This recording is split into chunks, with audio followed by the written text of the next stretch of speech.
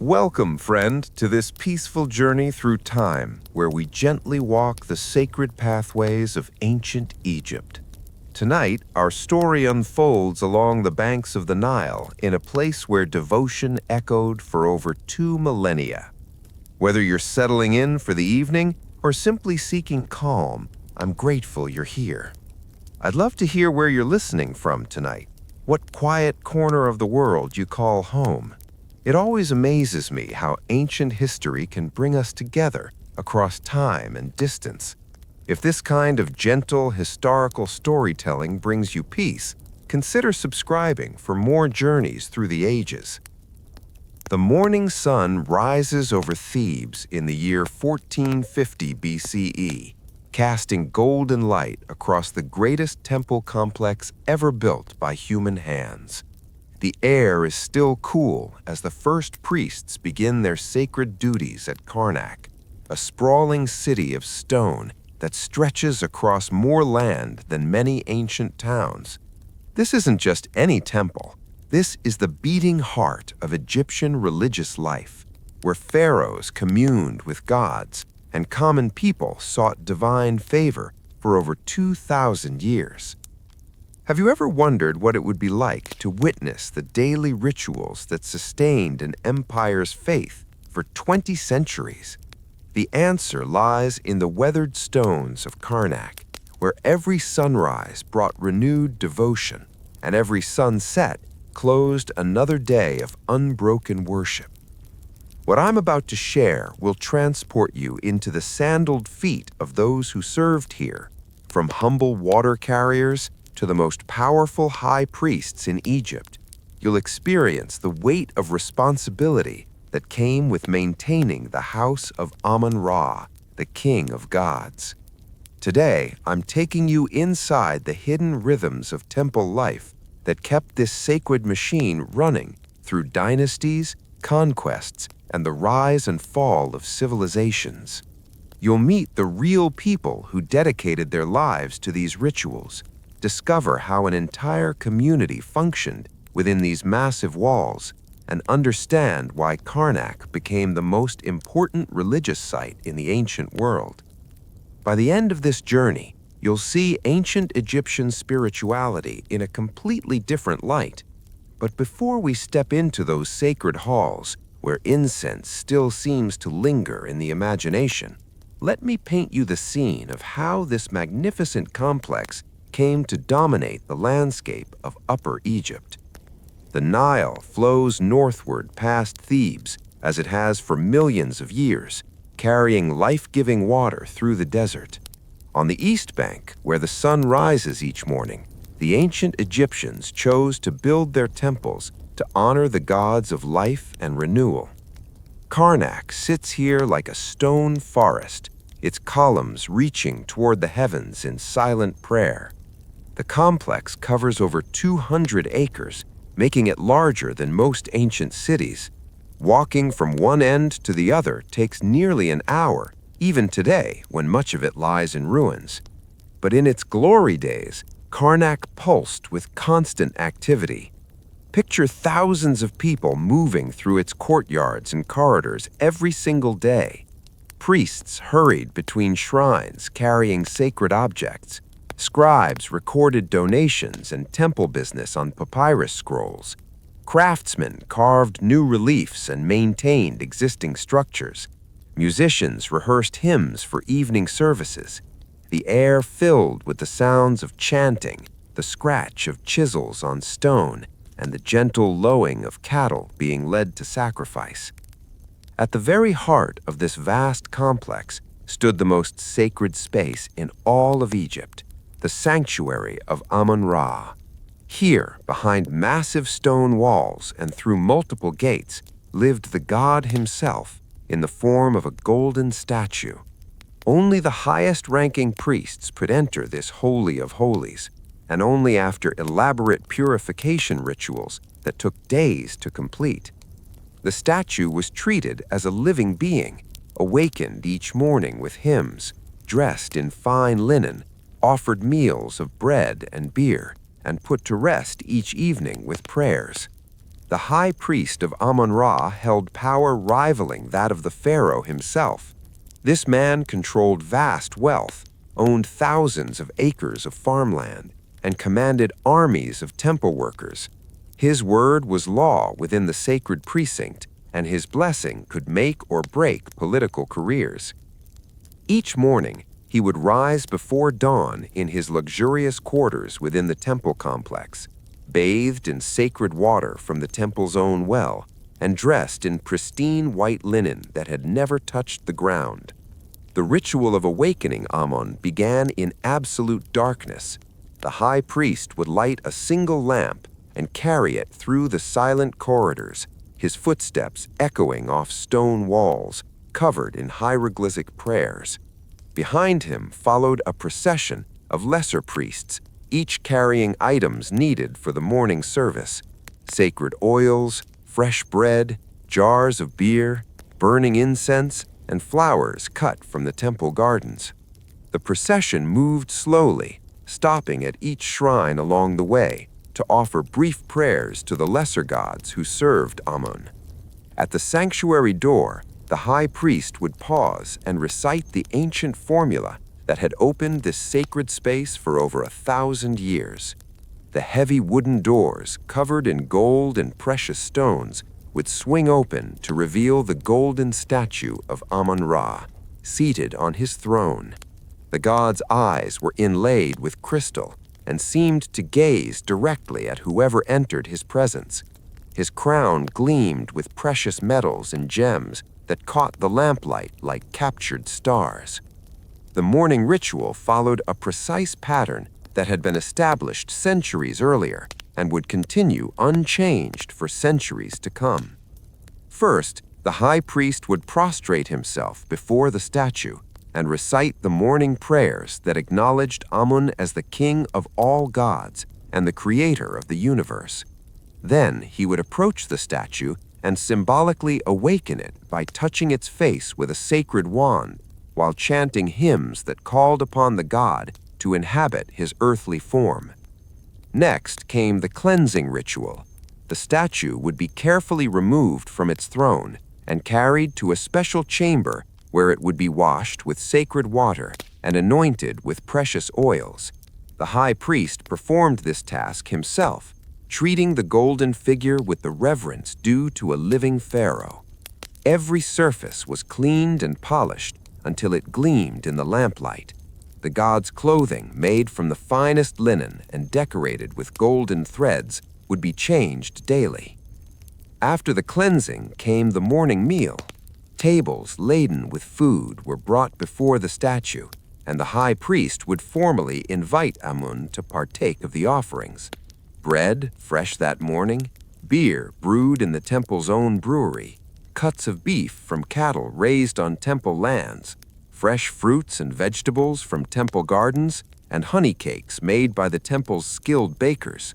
The god was believed to consume the spiritual essence of these offerings, leaving the physical food to be distributed among the priests and temple workers. Outside the sanctuary of Amun-Ra, the rest of the temple complex buzzed with activity. In the outer courtyards, dozens of lesser priests tended to the needs of smaller gods and goddesses who had their own shrines within Karnak. Each deity required daily attention, though their rituals were simpler than those performed for Amun. Offerings of bread and beer, the lighting of incense, and the recitation of prescribed prayers ensured that all the gods remained content with their earthly homes. The temple workshops operated like small factories, producing everything needed for daily rituals and special festivals. Bakeries turned out hundreds of loaves each day, not just for the gods, but for the thousands of people who lived and worked at Karnak. The brewery produced different grades of beer, from the strong, dark ale reserved for the gods to the lighter, everyday beer consumed by workers. In the textile workshop, skilled weavers created the fine linen garments worn by priests and used to dress the divine statues. Scribes worked in a dedicated hall, maintaining the vast records that tracked temple business. They recorded every donation made to the gods, every bushel of grain harvested from temple lands, every head of cattle in the temple herds, and every payment made to workers. These records were kept on papyrus scrolls stored in a library that rivaled those of the great cities. Some scrolls contained copies of religious texts that were thousands of years old, carefully preserved and recopied when they began to deteriorate. The temple's economic power was staggering. Karnak owned more land than most provinces, controlled trade routes that brought wealth from across the known world, and received daily donations from pharaohs, nobles, and common people seeking divine favor. The temple's granaries could store enough grain to feed a city for years, and its treasure houses contained gold, silver, and precious stones beyond counting. This wealth wasn't hoarded, but was constantly used to maintain the complex, support its workers, and fund the elaborate festivals that marked the religious calendar. Education flourished within Karnak's walls. Young men from noble families came here to learn reading, writing, mathematics, and religious law. The temple school was considered the finest in Egypt, producing scribes, administrators, and future priests who would serve throughout the kingdom. Students lived in dormitories within the complex, rising before dawn to begin their studies and ending each day with prayers in the Great Hall. The medical knowledge preserved at Karnak was equally impressive. Temple physicians treated not only the priests and workers, but also ordinary people who came seeking healing. They maintained gardens of medicinal plants, compounded remedies according to formulas passed down through generations, and performed surgical procedures that wouldn't be seen again in Europe for over 1,000 years. The temple's medical papyri contained detailed descriptions of anatomy, disease, and treatment that represented the accumulated wisdom of centuries. As the morning rituals concluded in the sanctuary, the temple's daily rhythm shifted to preparation for the evening ceremonies. The afternoon brought a steady stream of visitors from across Egypt and beyond. Pilgrims who had traveled for months to reach this sacred place, foreign dignitaries seeking to honor the gods of their Egyptian allies, merchants hoping to secure divine blessing for their ventures, and ordinary people carrying their personal prayers and problems to the feet of the gods.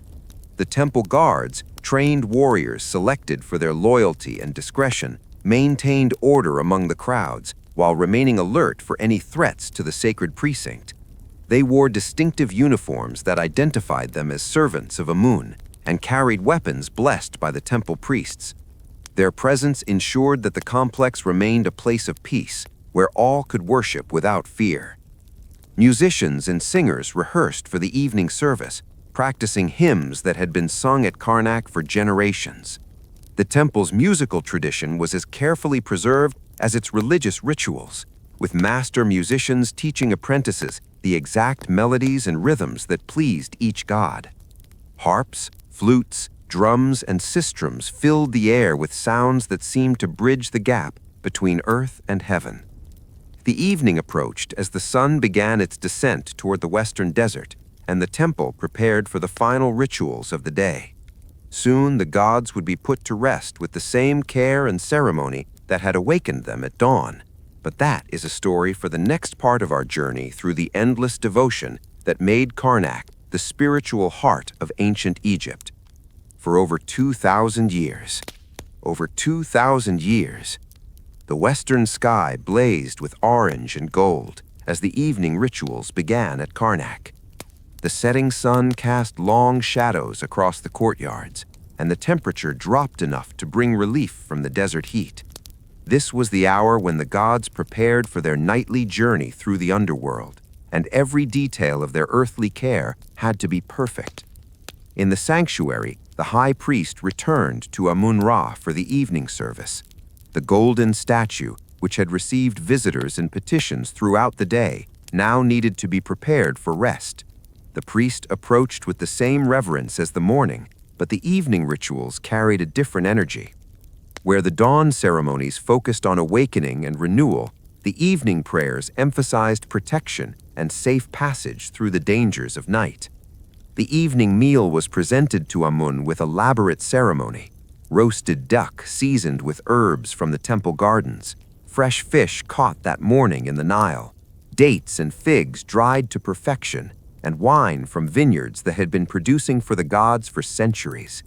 the high priest recited prayers, asking Amun to accept these offerings and to watch over Egypt through the dark hours ahead. The god's spiritual consumption of the meal's essence left behind food that would feed dozens of temple workers and their families. As darkness settled over the complex, torches were lit throughout the courtyards and corridors. The flickering flames created dancing shadows on the walls, covered with hieroglyphic texts that told stories of creation, divine battles, and the eternal cycle of death and rebirth. Night guards took their positions at strategic points. Their presence ensured that the sacred spaces remained protected while the gods slept. They wore distinctive uniforms that identified them as servants of Amun and carried weapons blessed by the temple priests. Their presence ensured that the complex remained a place of peace where all could worship without fear. Musicians and singers rehearsed for the evening service, practicing hymns that had been sung at Karnak for generations.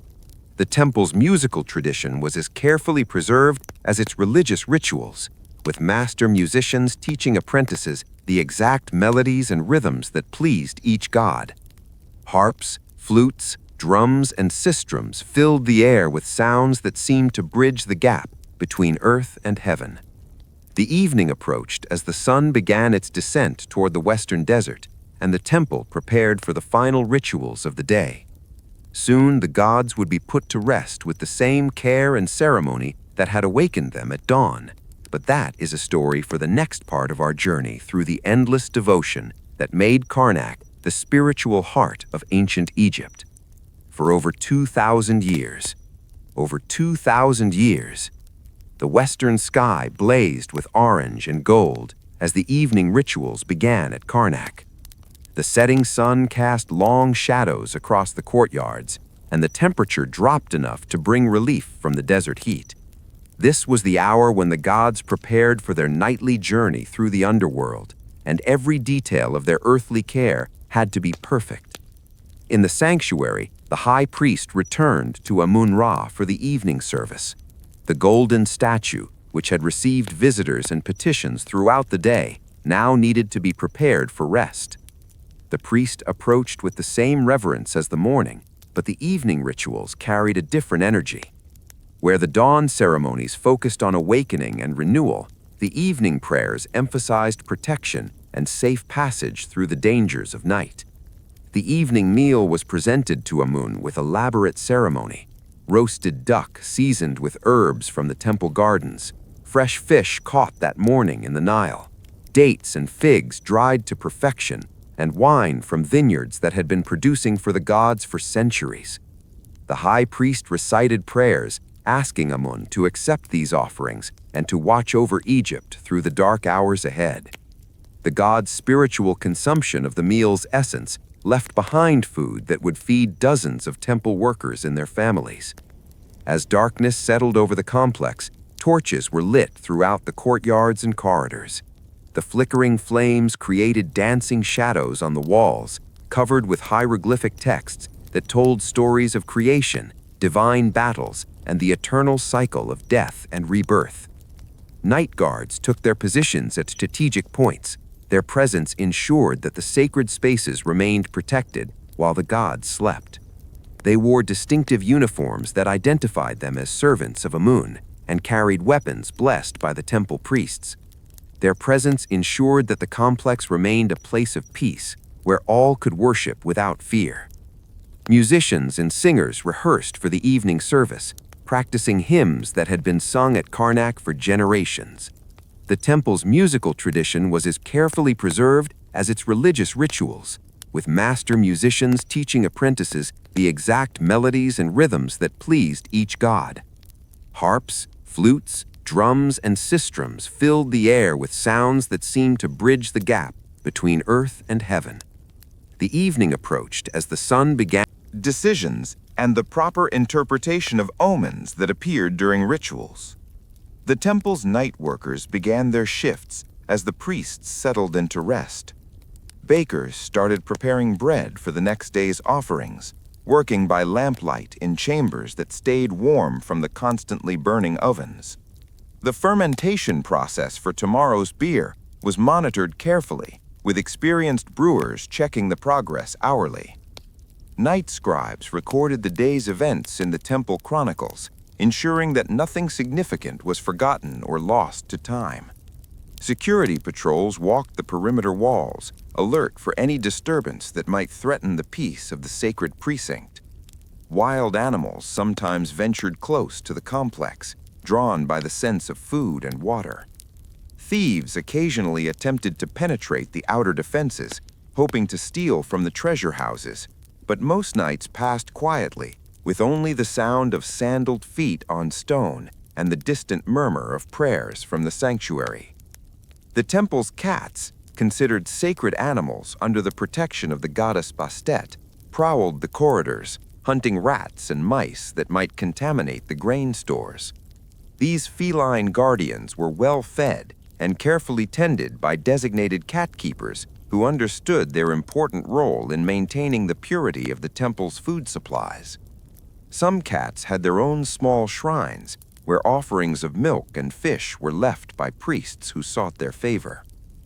Morning came too quickly for those who worked the night shift, but the eternal rhythm of temple life waited for no one before the first light appeared in the eastern sky. The high priest was already stirring in his quarters, preparing for another day of service to Amun-Ra. His personal servants, chosen for their discretion and loyalty, helped him with the elaborate purification rituals that preceded his entry into the sanctuary. The sacred pool, where priests performed their daily ablutions, reflected the stars in its still surface. Each priest immersed himself 3 times, reciting prayers that washed away not only physical impurities, but spiritual contamination from contact with the ordinary world. The water came from a well deep within the temple complex, believed to tap directly into the primordial waters from which all creation emerged. As the high priest made his way through the pre-dawn darkness toward the sanctuary, he passed other priests heading to their assigned duties. The keeper of the sacred flame checked the eternal fires that burned before certain shrines, adding oil and adjusting wicks to ensure they never went out. The guardian of the sacred animals inspected the cattle, goats, and ducks that would provide offerings for the day's rituals. The master of ceremonies reviewed the schedule of special prayers and festivals that marked this particular day in the religious calendar. Inside the sanctuary, Amun waited in his golden splendor for the daily awakening. The statue's crystalline eyes seemed to watch as the high priest approached with lamp in hand, ready to begin another cycle of devotion that had continued unbroken for over 1,000 years and would continue for 1,000 more. The morning prayers rose from the priest's lips, words so ancient that their origins were lost in the mists of time, yet still possessing the power to bridge the gap between mortal and divine. The daily awakening of Amun was witnessed by a small group of senior priests who had earned the privilege through years of faithful service. They stood in perfect silence as the high priest performed the sacred touches and recitations that called the god spirit into his earthly form.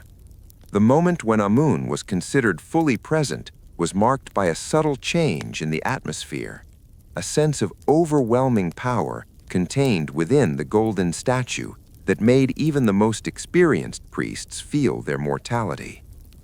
Beyond the temple walls, the temple city was coming to life. Water carriers filled jars from the sacred well and distributed them to the various workshops and living quarters. The head gardener inspected the plots where flowers, herbs, and vegetables grew under careful cultivation. These gardens provided not only practical necessities, but also beauty that honored the gods and created peaceful spaces for meditation and prayer. The temple's architects and builders were always at work somewhere within the complex, either maintaining existing structures or adding new ones. Karnak grew continuously over the centuries, with each pharaoh seeking to leave his mark through additions that would honor the gods and memorialize his reign. Master craftsmen supervised teams of workers who cut and shaped stone with techniques that had been refined over millennia. The sound of chisels on stone provided a constant background rhythm to temple life. Sculptors carved relief scenes that told stories of divine protection and royal piety. Painters mixed pigments from minerals and plants to color the reliefs in brilliant blues, reds, yellows, and greens that seemed to glow in the lamplight. These artistic works served both decorative and religious purposes, creating visual prayers that would continue their spiritual function long after their creators had joined the gods in the afterlife. The administrative offices buzzed with activity as scribes calculated taxes owed by temple lands, recorded donations from wealthy patrons, and managed the complex logistics of feeding and housing thousands of people. The temple's economic operations required the same careful management as a small kingdom, with revenues from agriculture, livestock, manufacturing, and trade flowing through carefully maintained accounts. The temple school began its daily sessions as young students gathered in halls decorated with texts that served both as educational materials and spiritual inspiration. Master scribes taught not only the practical skills of reading and writing, but also the religious knowledge that formed the foundation of Egyptian civilization. Students learned to calculate the movements of stars that determined festival dates, to understand the symbolic meanings encoded in hieroglyphic texts, and to appreciate the mathematical principles that govern temple architecture. Medical training took place in chambers adjacent to the healing halls, where experienced physicians passed on knowledge that combined practical remedies with spiritual healing. Students learned to diagnose illnesses by observing symptoms, to compound medicines from the extensive pharmacopoeia maintained in the temple gardens, and to perform surgical procedures with instruments that represented the highest level of ancient craftsmanship. The temple's legal court convened regularly to settle disputes that arose within the sacred precinct and to adjudicate cases brought by people seeking divine justice. The judges were senior priests trained in religious law and civil regulations, their decisions carrying the authority of divine sanction. These courts handled everything from property disputes to criminal cases, with punishments ranging from fines and community service to exile from the sacred precinct. As the morning progressed toward midday, the temple's rhythm shifted to accommodate the increasing heat of the Egyptian sun. Work in the outdoor areas slowed during the hottest hours, with workers taking shelter in shaded courtyards and covered workshops. The afternoon brought a steady stream of pilgrims and petitioners, their numbers swelling during festival seasons, when people traveled from across Egypt to participate in the great celebrations that marked the religious calendar. The evening approached once again, and the eternal cycle prepared to repeat itself. The gods would be fed their evening meals, put to rest with elaborate ceremony, and entrusted to the care of night guardians who would watch over them until dawn brought another day of worship. This rhythm had sustained Karnak through dynasties and conquests, through periods of prosperity and times of hardship, creating an unbroken chain of devotion that connected each day to the cosmic order that governed all existence. The temple complex stood as more than just a religious center. It was a living embodiment of Egyptian civilization, a place where art, science, education, medicine, law, and spirituality combined to create something greater than the sum of its parts. Every person who lived and worked within its walls contributed to a grand enterprise that sought to maintain harmony between heaven and earth, ensuring that the gods remained content with their earthly homes and continued to protect the land of Egypt. As centuries rolled past like the Nile's eternal flow, Karnak evolved into something far beyond a simple temple. It became a sacred city within a city, where the boundaries between the divine and mortal worlds grew thin as papyrus. The massive complex housed not just the gods, but an entire civilization dedicated to their service, creating a self-sustaining world that operated according to its own rhythms and rules. The temple workshops hummed with specialized activity that would have impressed visitors from any corner of the ancient world. In the goldsmith's quarter, master craftsmen worked precious metals into objects of breathtaking beauty. Using techniques passed down through generations, they created chalices that seemed to capture sunlight, ceremonial daggers with handles carved from ivory and ebony, and jewelry fit for gods and pharaohs. The sound of tiny hammers on gold created a musical backdrop to their meticulous work. Nearby, the incense makers blended aromatic resins from distant lands, creating fragrances that could transport worshippers into spiritual ecstasy. Frankincense from Punt, myrrh from Nubia, and cedar oils from Lebanon were combined according to secret formulas that had been jealously guarded for centuries. These master perfumers understood that scent was a bridge between worlds, carrying prayers upward on invisible wings while drawing divine presence down into earthly spaces. The temple's textile workshops produced fabrics of extraordinary quality, weaving linen so fine it seemed like captured moonlight. The flax came from temple fields along the Nile, where it grew under the careful attention of farmers who understood that every thread would eventually touch something sacred. Master weavers worked at looms that had been blessed by priests, creating cloth that would dress gods, wrap sacred objects, and provide garments for the highest-ranking temple officials. In the scriptorum, scholar priests labored over texts that preserved the accumulated wisdom of millennia. They copied religious formulas onto fresh papyrus, ensuring that sacred knowledge would survive the ravages of time. Some worked on medical treatises that documented cures and surgical procedures, while others transcribed astronomical observations that helped predict the flooding of the Nile and the proper timing of festivals. The scratch of reed pens on papyrus created a subtle symphony of learning. The temple's own quarry operations extended far into the desert, where workers extracted the limestone and sandstone needed for constant construction and repair.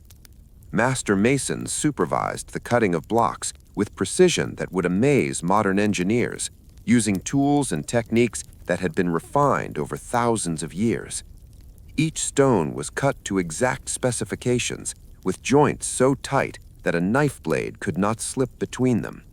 Transportation of these massive stones required engineering marvels that showcased Egyptian ingenuity.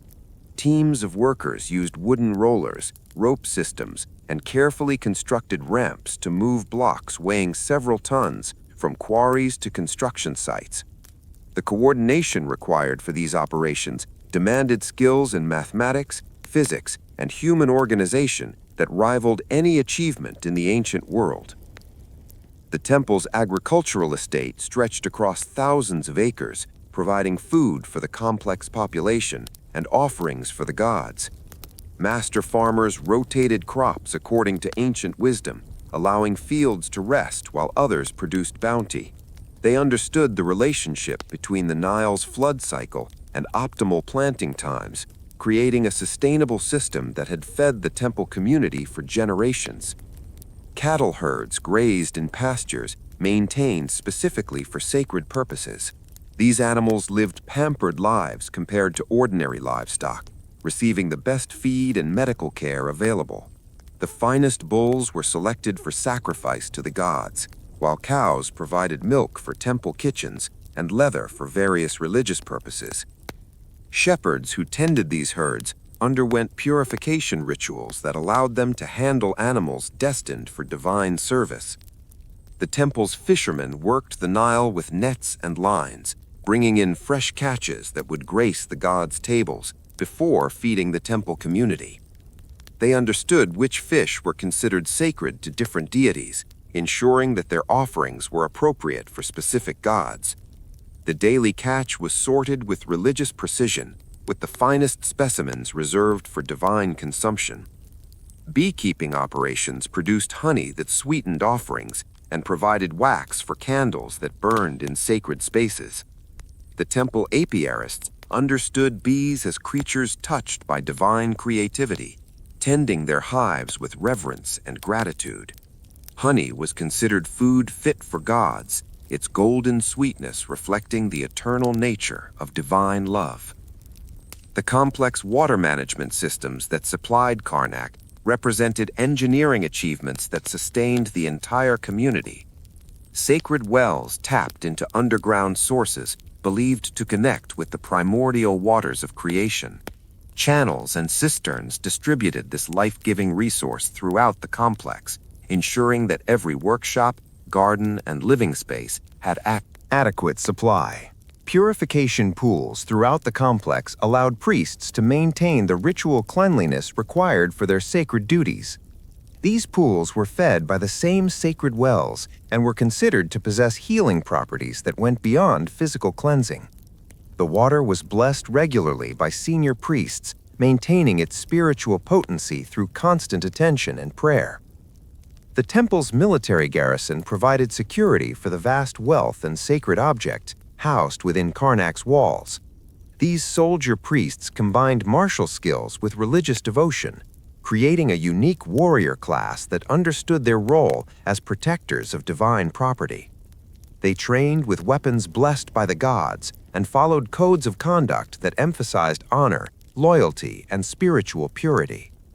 Guard duties were rotated according to religious calendars, ensuring that different units served during specific festivals and ceremonies. The most trusted warriors were assigned to protect the inner sanctuaries, while others patrolled the outer walls and managed access to the complex.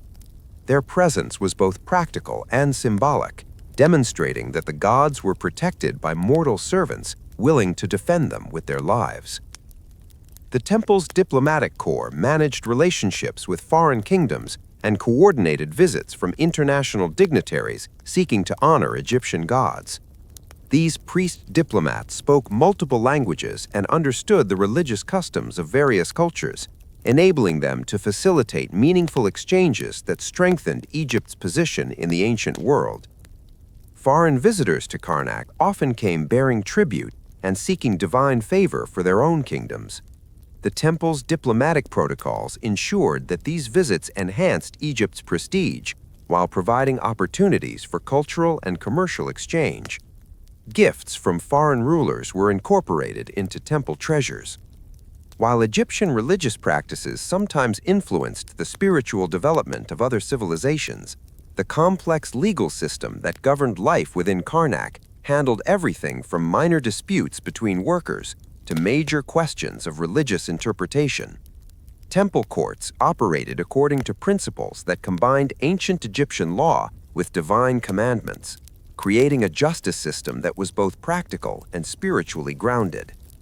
Judges underwent extensive training in legal precedents and religious principles, ensuring that their decisions reflected both earthly wisdom and divine will. The temple's legal archives contained thousands of cases that established precedents for future judgments, creating a body of jurisprudence that influenced Egyptian law throughout the kingdom. As seasons changed and years accumulated into decades and centuries, Karnak adapted to new challenges while maintaining its essential character. Political upheavals that shook the kingdom were absorbed into the temple's eternal rhythms, with new rulers learning to work within systems that had proven their stability over millennia. The great festivals that punctuated the religious calendar drew hundreds of thousands of pilgrims to Karnak, transforming the complex into a city of temporary shelters and bustling activity. These celebrations required months of preparation and coordination that tested every aspect of the temple's organizational capabilities. During the Opet festival, the most important celebration of the religious year, the statue of Amun would leave his sanctuary for a ceremonial journey to nearby Luxor Temple. This procession involved the entire temple community and attracted spectators from across Egypt, creating a magnificent display of religious devotion and royal power. The festival preparations began weeks in advance, with every detail planned and rehearsed to perfection. Musicians composed new hymns, while dancers created choreographed performances that told stories of divine triumph. Craftsmen worked overtime to create decorations that would transform the processional route into a pathway worthy of the gods. Food preparation for festival crowds required the coordination of hundreds of cooks, bakers, and brewers, working around the clock to feed the multitudes. Temporary kitchens were established throughout the complex, while storage areas were stocked with provisions that would sustain the celebration for days. The procession itself was a spectacle that combined religious solemnity with joyous celebration. The golden shrine containing Amun's statue was carried on the shoulders of specially chosen priests, while musicians, dancers, and acrobats performed along the route. Crowds threw flower petals and offerings of bread and beer, creating an atmosphere of communal worship that united all social classes in shared devotion. These festivals served multiple purposes beyond religious worship, functioning as economic engines that brought trade and prosperity to the region. Merchants traveled from distant cities to sell goods to the crowds, while local artisans displayed their finest works to potential buyers. The temple itself benefited from the donations and offerings that poured in during these celebrations. The return to normal temple routine after major festivals required careful management to ensure that daily worship continued without interruption. Priests who had participated in the celebrations needed time to recover and purify themselves before resuming their regular duties, while the physical damage caused by large crowds required immediate attention from maintenance crews.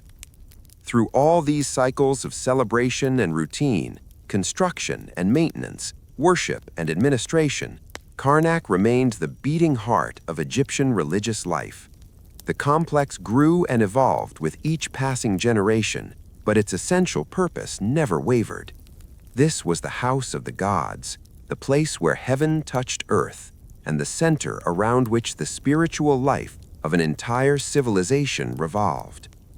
The sun continued its daily journey across the Egyptian sky, marking time in the eternal rhythm that governed all life along the Nile. Within Karnak's walls, thousands of people worked in harmony to maintain the sacred routines that kept the gods content and Egypt secure. Their dedication created a legacy that would endure for millennia, inspiring wonder and reverence in all who encountered the majesty of this greatest of all temples. The temple scribes worked by flickering oil lamps as dawn approached, their reed pens scratching across fresh papyrus in the pre-dawn quiet. These keeper of records understood that their work connected each day to eternity, documenting every grain of incense burned, every loaf offered to the gods, every prayer whispered in the sanctuary. Their meticulous accounting would survive millennia, testament to a devotion so complete it transformed mundane tasks into sacred acts. Earlier, the stars were fading as the sky lightened, but he had already completed his nightly observations, tracking the movements of celestial bodies that determined when festivals should begin and how religious ceremonies should be timed. His calculations influenced decisions that affected millions of people throughout the kingdom. The astronomer's work connected Karnak to the cosmic order that Egyptians believed governed all existence. Every star had meaning, every planetary movement carried divine messages, and every eclipse or unusual celestial event required interpretation by someone trained in the ancient wisdom. His chamber contained star charts drawn on leather scrolls, mathematical calculations etched into stone tablets, and instruments for measuring celestial angles with precision that wouldn't be matched elsewhere for centuries. As the first rays of sunlight touched the temple walls, the awakening rituals began in dozens of smaller shrines throughout the complex. Each god and goddess housed at Karnak required daily attention, though their ceremonies were simpler than those performed for Amun-Ra. The goddess Mut, Amun's divine wife, had her own temple within the complex where female priestesses conducted rituals that mirrored those in the great sanctuary. These priestesses underwent training as rigorous as their male counterparts, learning the sacred texts, purification procedures, and ceremonial protocols that governed divine service. They rose before dawn to bathe in sacred pools, dressed in linen garments that had never been worn by anyone else, and approached their goddess with reverence that transformed their daily duties into acts of worship. The morning feeding of Mut involved offerings of bread shaped like lotus flowers, beer flavored with herbs sacred to feminine divinity, and perfumes made from flowers that bloomed only in moonlight. The priestesses sang hymns and voices trained from childhood to achieve the precise tones believed to please their goddess. Their ceremonies created a counterpoint to the deeper voices echoing from Amun's sanctuary, filling the morning air with harmonies that seemed to bridge earth and heaven. In the temple workshops, the first shift of workers was already hard at their tasks. The bakeries had been operating since midnight, producing the thousands of loaves needed for divine offerings and human consumption. Master bakers supervised apprentices who kneaded dough with hands blessed by priests, ensuring that every grain of wheat was transformed into bread worthy of the gods. The brewing operations required even more complex timing, with different grades of beer fermenting in huge ceramic vats that lined dedicated halls. The master brewer, a man whose family had served the temple for 5 generations, moved between the vats like a conductor directing an orchestra. He understood the subtle signs that indicated when fermentation was proceeding properly, adjusting temperature and ingredients with expertise that came from decades of experience. The temple's medical facilities were preparing for another day of healing that combined practical medicine with spiritual intervention. Physician priests examined patients who had traveled great distances seeking cures unavailable elsewhere. These healers understood the human body with sophistication that rivaled any medical knowledge in the ancient world. But they also recognized that true healing required addressing spiritual as well as physical ailments. The medical gardens provided ingredients for remedies that treated everything from headaches to broken bones: willow bark for pain relief, aloe for burns, honey for wound dressing, and dozens of other plants whose healing properties had been discovered through generations of careful observation. The physicians who tended these gardens were also priests who understood each plant as a gift from specific deities, blessing their harvests with prayers that enhanced their therapeutic power. Surgical procedures were performed in chambers dedicated to Sekhmet, the lioness goddess associated with both disease and healing. The instruments used were blessed before each operation, and the surgeons offered prayers for divine guidance as they worked. Their success rates were remarkably high by ancient standards, reflecting both their technical skill and their patients' faith in the healing power of the gods. The temple's educational facilities buzzed with activity as students from across Egypt gathered for lessons that would shape their futures. Young men destined for careers in government learned mathematics, astronomy, engineering, and law under the guidance of master teachers who had served pharaohs and high priests. The curriculum combined practical skills with religious knowledge, creating graduates who understood their professional duties as forms of divine service. Language instruction occupied much of the students' time, as educated Egyptians were expected to read and write both hieroglyphic and hieratic scripts with equal facility. The complexity of Egyptian writing systems required years of study, with students progressing from simple words to complex religious and legal texts. Master scribes evaluated their progress with examinations that tested not only technical proficiency, but also understanding of the cultural and religious concepts embedded in written Egyptian. Mathematics instruction went far beyond basic arithmetic, covering geometry needed for construction projects, astronomy required for religious calendars, and accounting procedures necessary for managing the temple's vast economic operations. Students learned to calculate the volume of grain stores, the area of agricultural fields, and the weight of precious metals with accuracy that impressed visitors from other civilizations. The temple's library attached to the school contained thousands of papyrus scrolls covering every subject known to Egyptian scholarship. Religious texts formed the core collection, but there were also works on medicine, mathematics, astronomy, history, and literature. Librarian priests maintained these collections with obsessive care, recopying deteriorating scrolls and organizing new acquisitions according to systems that had evolved over centuries. Students who showed exceptional promise in religious studies were invited to begin preliminary training for the priesthood. This process started with intensive instruction in ritual purity, teaching young men the elaborate procedures required for approaching the gods. They learned to recognize the subtle signs of spiritual contamination and the specific purification rituals needed to restore proper spiritual condition. The temple's music school trained performers who would provide accompaniment for religious ceremonies throughout their careers. Master musicians taught students to play harps, flutes, drums, and sistrums, with technical skill that served spiritual purposes. Every note had religious significance, every planetary movement carried divine messages, and every eclipse or unusual celestial event required interpretation by someone trained in the ancient wisdom. Rhythm carried meaning, and every melody was designed to create emotional states that enhanced worship. Sacred dances were taught alongside musical training, with students learning choreographed movements that told stories of divine triumph and cosmic harmony.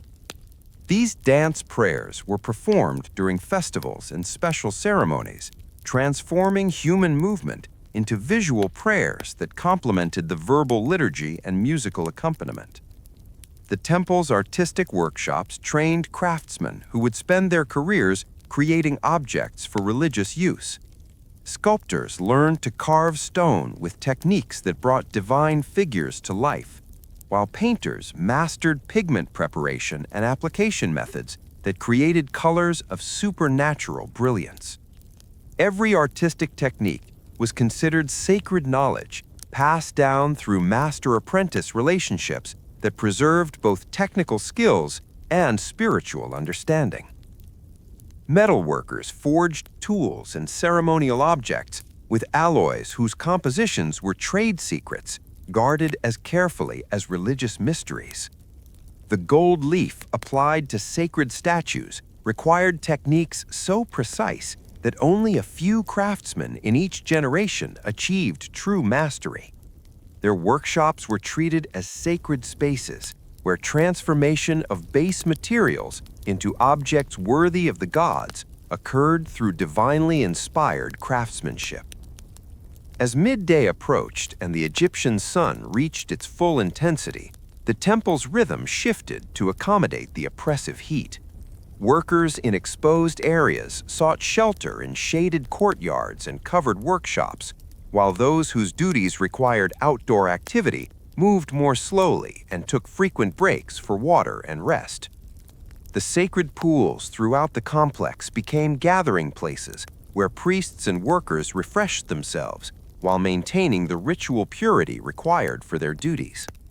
These pools were fed by springs that were believed to connect with the primordial waters of creation, giving their water healing properties that went beyond simple cooling. Administrative offices operated with reduced activity during the hottest hours, with scribes and accountants taking advantage of the relative quiet to catch up on paperwork that accumulated during busier periods. The complex record-keeping systems that tracked every aspect of temple operations required constant attention from dozens of specialized clerks who understood the intricate procedures governing different types of transactions. Tax collection from temple estates reached its peak during harvest season, with agents returning from rural properties carrying grain, livestock, and other products that would support the temple community through the coming year. These agents were both accountants and priests, understanding their collection duties as sacred responsibilities that ensured the gods received proper support. The temple's diplomatic correspondence occupied several scribes who maintained communication with religious centers throughout Egypt and beyond. Letters arrived regularly from other temples, reporting on local conditions, requesting advice on ritual procedures, and sharing information about astronomical observations or unusual omens that might have kingdom-wide significance. Foreign correspondence required translators fluent in languages from across the known world. Diplomatic gifts and tribute from distant kingdoms were acknowledged with letters that maintained Egypt's prestige while encouraging continued good relations. These international connections made Karnak a center of information that influenced political and economic decisions throughout the region. The afternoon brought increasing numbers of pilgrims and petitioners seeking audience with the gods or their earthly representatives. Guards at the various gates processed these visitors according to strict protocols that balanced accessibility with security requirements. Common people with simple requests were directed to appropriate shrines, while important visitors received escorts who guided them through the complex according to their status and needs. the great courtyard filled with suppliants carrying offerings that reflected their circumstances and hopes. Poor farmers brought eggs and vegetables from their small plots, while wealthy merchants arrived with gold jewelry and exotic goods acquired through trade. Mothers carried sick children seeking healing from the gods who controlled health and disease. Soldiers on leave from frontier campaigns offered prayers for protection and victory. Each category of visitor required different handling by priests trained to provide appropriate spiritual guidance. The temple's pastoral care extended to all social classes, but the specific rituals and ceremonies varied according to the nature of each request and the status of the petitioner. This complex social navigation required diplomatic skills as refined as those used in international relations. The temple's legal courts convened during the cooler afternoon hours, addressing disputes that arose within the sacred precinct and cases brought by people seeking divine justice. These proceedings combined legal expertise with religious authority, creating decisions that carried both earthly and spiritual weight. Property disputes between temple employees were common, as the complex's housing arrangements and overlapping responsibilities sometimes created conflicts over living spaces or work assignments. Family law cases involving temple personnel required special handling, as marriages and inheritances within the priestly community affected the succession of religious responsibilities as well as personal relationships. Criminal cases were rare within the sacred precinct, but when they occurred, they were treated with extreme seriousness.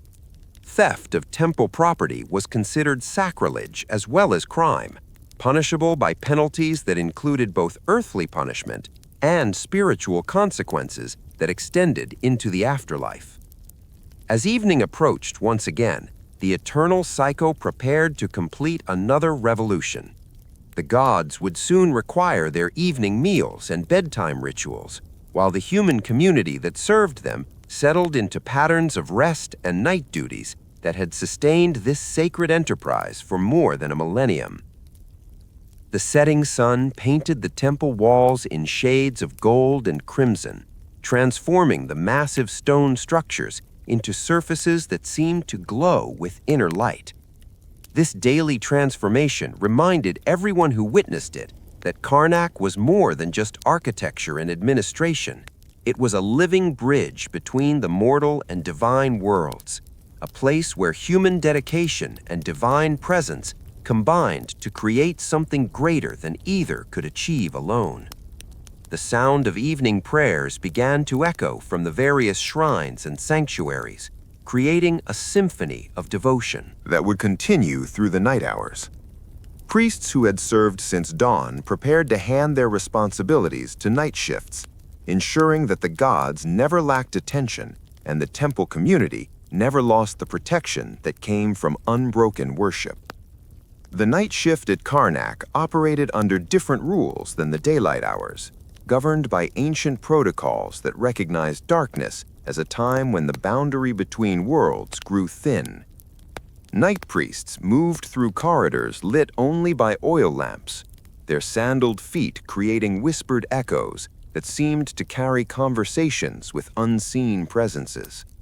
These men had been selected not just for their devotion, but for their ability to remain calm in the presence of forces that stirred when Ra's boat disappeared into the underworld. The head night priest, a weathered man named Kemwaset, whose family had served in this capacity for 6 generations, began his rounds at the stroke of midnight. His circuit took him through every major shrine and sanctuary, checking the eternal flames that must never be allowed to die, and ensuring that the protective amulets placed around sacred spaces remained undisturbed.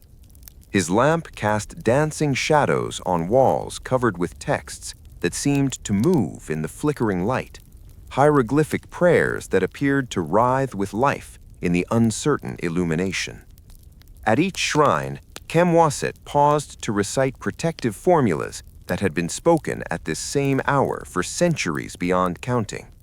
His voice, trained through decades of night service, pitched at frequencies believed to resonate with divine ears, while remaining inaudible to malevolent spirits that might seek to disrupt the sacred order. The words themselves were older than the stones they echoed from, passed down through initiatory chains that stretched back to the very founding of Karnak. In the sanctuary of Amun-Ra, the golden statue rested behind doors sealed with wax, impressed with the high priest's personal seal. Even in sleep, the god required protection from forces that grew bold in darkness. Night guardians stood at the entrance in pairs, chosen for their spiritual purity and armed with weapons blessed by the morning sun. They never spoke during their vigil, communicating only through hand signals that would not disturb the divine rest. The temple's dream interpreters worked through the night hours, receiving visitors who had experienced visions requiring expert analysis. These priest psychologists understood that dreams were messages from the gods, requiring careful interpretation to extract their divine guidance.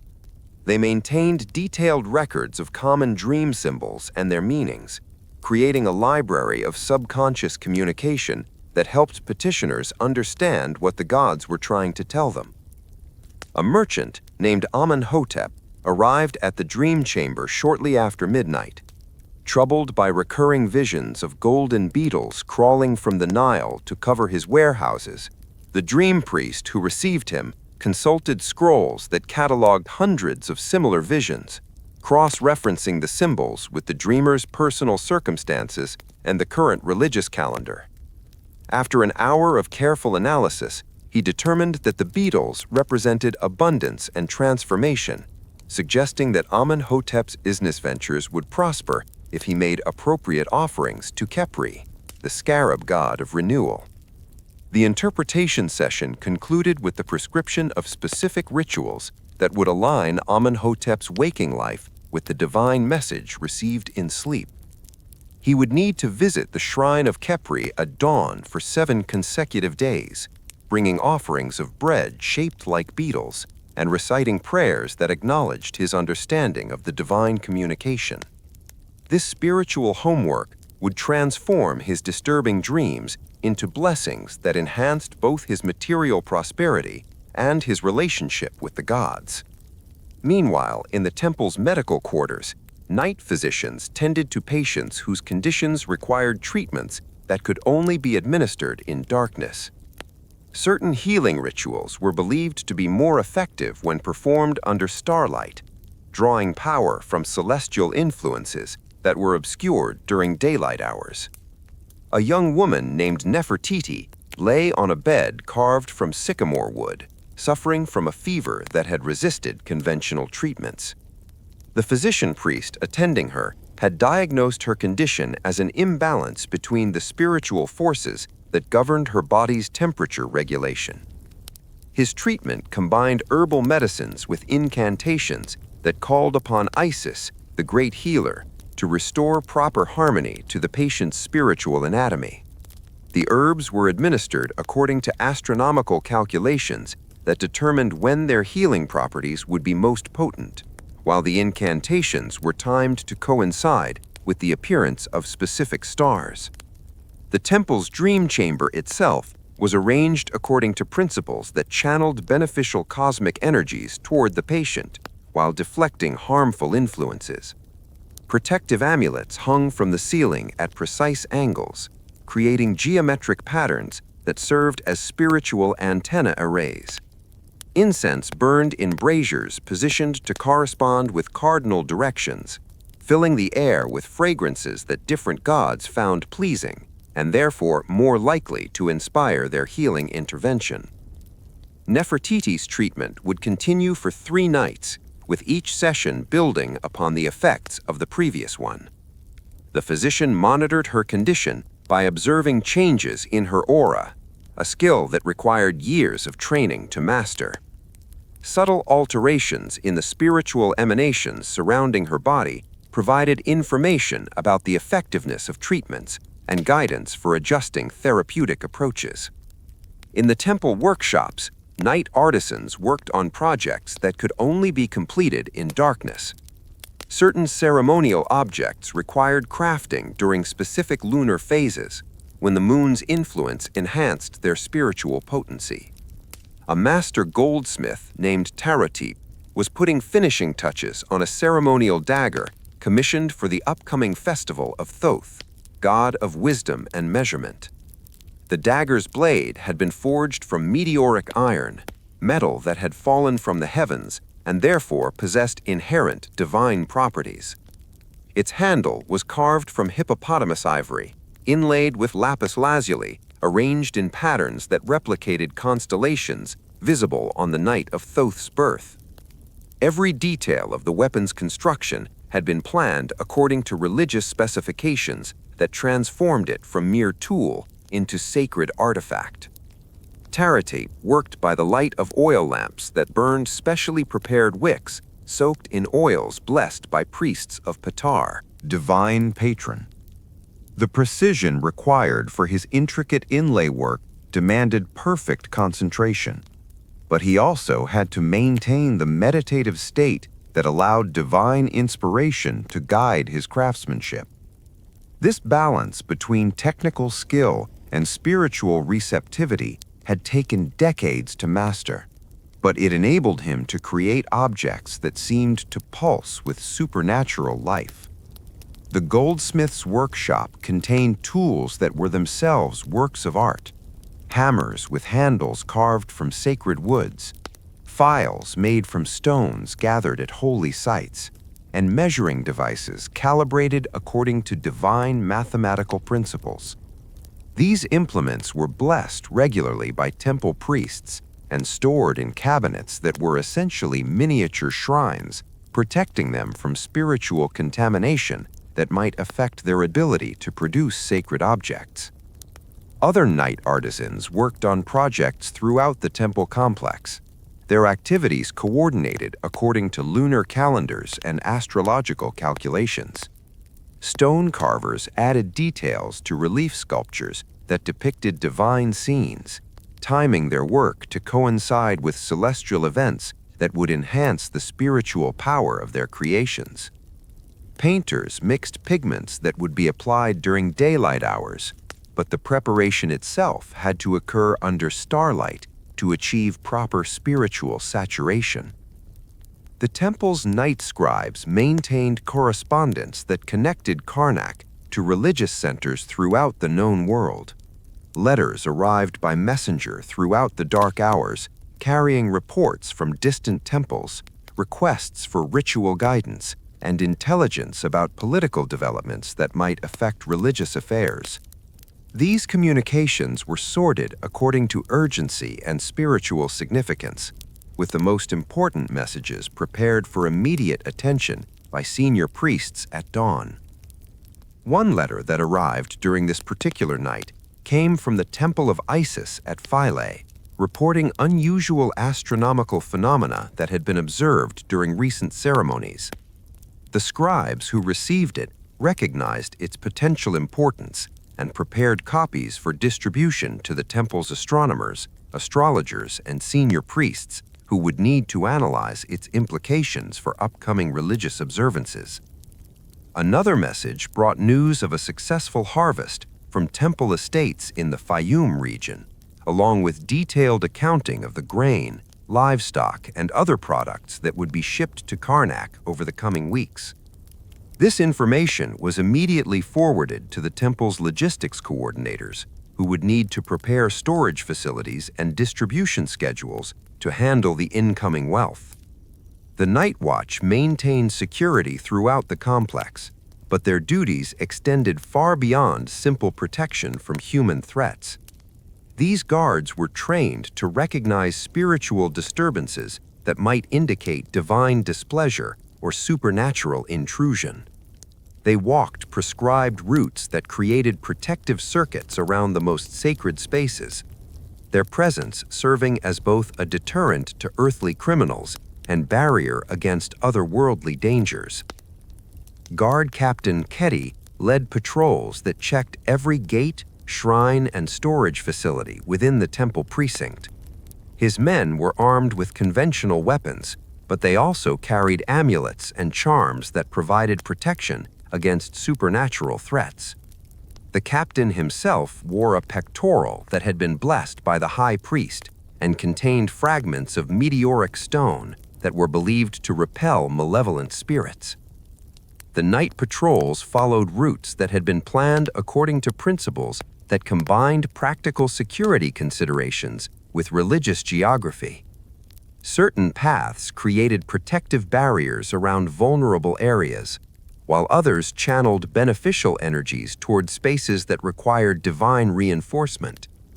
The guards understood their walking patterns as moving prayers that strengthened the temple's spiritual defenses through their repetitive execution. Animal sounds from the temple's menagerie provided a constant background to the night's activities. Sacred cats prowled the corridors, their excellent night vision making them ideal guardians against rodents that might contaminate stored offerings. These feline protectors were fed special diets that enhanced their spiritual sensitivity, enabling them to detect supernatural presences that human guards might miss. The temple's sacred cattle rested in stables that were maintained with the same care given to human quarters. These animals lived pampered lives compared to ordinary livestock, receiving medical attention from veterinarian priests who understood their bodies as vessels for divine blessing. The finest bulls would eventually be sacrificed to the gods, but until that sacred moment, they were treated with reverence appropriate to their holy destiny. Ibis birds roosted in special towers constructed to accommodate these creatures, sacred to Thoth. Their presence at Karnak was considered a sign of divine approval, and their behavior was monitored by priest ornithologists who interpreted their movements as omens that might guide important decisions. The birds' night activities were recorded in logs that were reviewed each morning for signs of prophetic significance. The temple's gardens took on different characteristics during nighttime hours, when flowers that bloomed only in darkness released fragrances that attracted nocturnal pollinators.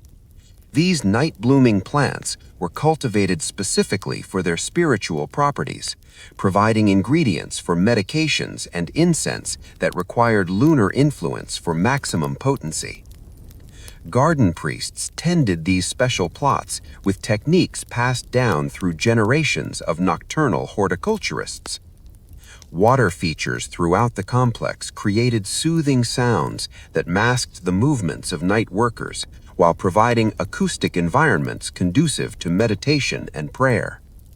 Fountains and channels had been designed to produce specific tonal qualities that were believed to resonate with different divine frequencies. The sound of flowing water served as a constant reminder of the Nile's life-giving power, while creating audio landscapes that enhanced spiritual practices.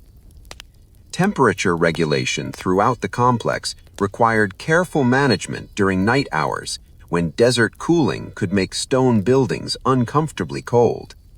Braziers were lit in strategic locations to maintain comfortable conditions in living quarters and work areas, but their placement and fuel selection followed religious protocols that prevented spiritual contamination.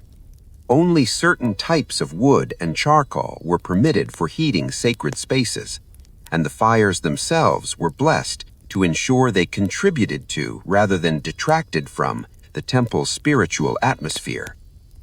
The night shift's responsibilities extended to maintaining the complex systems that provided fresh water throughout Karnak.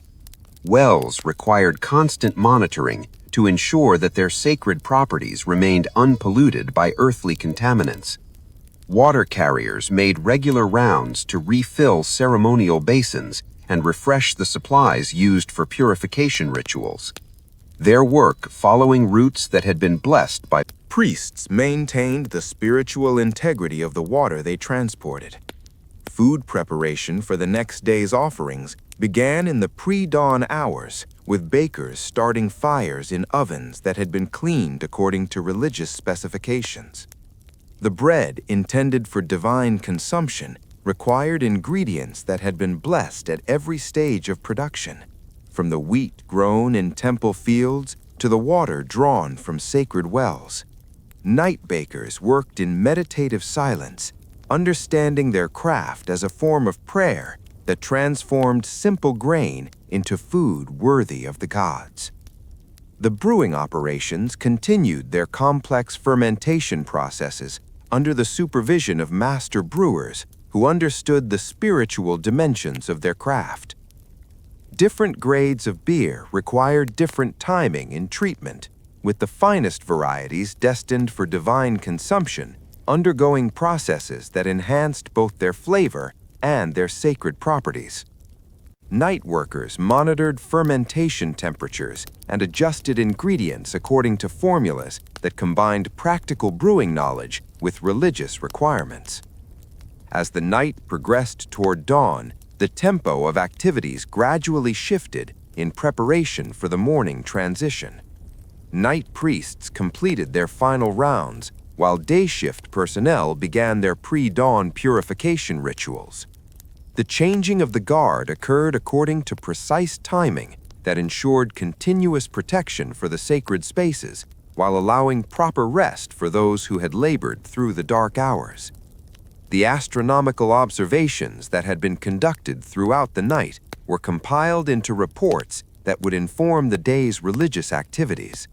Star positions, planetary movements, and celestial phenomena were recorded with mathematical precision that enabled accurate predictions of divine influences affecting specific rituals and ceremonies. This information was essential for maintaining the proper timing that kept temple activities in harmony with cosmic rhythms. The eastern horizon began to show the faint glow that preceded sunrise, as the night shift prepared to hand responsibility to their daytime colleagues. Oil lamps were extinguished in areas where dawn light would soon provide illumination, while eternal flames were tended to ensure their continued burning through another day of worship. The careful choreography of transition maintained the seamless operation that kept Karnak functioning as a perfect instrument of divine service. Night workers who had completed their duties gathered in common areas to share simple meals before seeking rest in quarters designed to provide peaceful sleep during daylight hours. These communal moments fostered the bonds of fellowship that made the temple community more than just a collection of individuals serving the same gods. Conversations shared over bread and beer created networks of mutual support that strengthened the entire religious enterprise. The approaching dawn brought renewed energy to preparations for morning rituals that would begin another cycle of worship. Fresh flowers were cut from temple gardens and arranged in vases that would grace divine altars. Incense was prepared according to formulas that had proven pleasing to specific gods during centuries of experimentation. Ceremonial objects were cleaned and polished to achieve the perfection required for divine service. As the first rays of sunlight touched the temple walls, transforming stone surfaces from gray shadows into golden glory, the night shift's work concluded with the satisfaction that comes from duties faithfully completed. They had maintained the sacred rhythms through another period of darkness, ensuring that the gods remained properly served and the temple community remained protected from both earthly and supernatural threats. The eternal cycle continued its revolution as morning priests began their approach to the sanctuary where Amun-Ra awaited his daily awakening. Night guardians stepped aside as day personnel took their positions, creating seamless transitions that maintained security while allowing proper rest for those who had labored in darkness. The changing of shifts occurred with military precision, but also with the reverence appropriate to a sacred institution where every duty was a form of prayer. A form of prayer. The morning ritual of awakening Amun-Ra commenced with the high priest's trembling hands as he approached the sealed sanctuary doors. His breath formed small clouds in the cool pre-dawn air as he whispered the ancient incantations that had opened this sacred chamber for 15 centuries. The golden statue within seemed to shimmer with anticipation, its crystal eyes reflecting the lamplight like captured starfire. Behind him, a procession of lesser priests carried the morning offerings on silver platters that had been polished to mirror brightness. Fresh bread, still warm from the temple ovens, beer that had fermented to perfect strength during the night hours, and flowers whose petals held droplets of dew that sparkled like tiny gems. Each item had been blessed separately before being deemed worthy of divine consumption. The high priest's voice rose in the traditional greeting, words so ancient that their original meaning had been lost to time, yet their power remained undiminished. The statue seemed to respond to his call, the golden surface warming under the lamplight, as if the god himself was stirring to consciousness within his earthly form.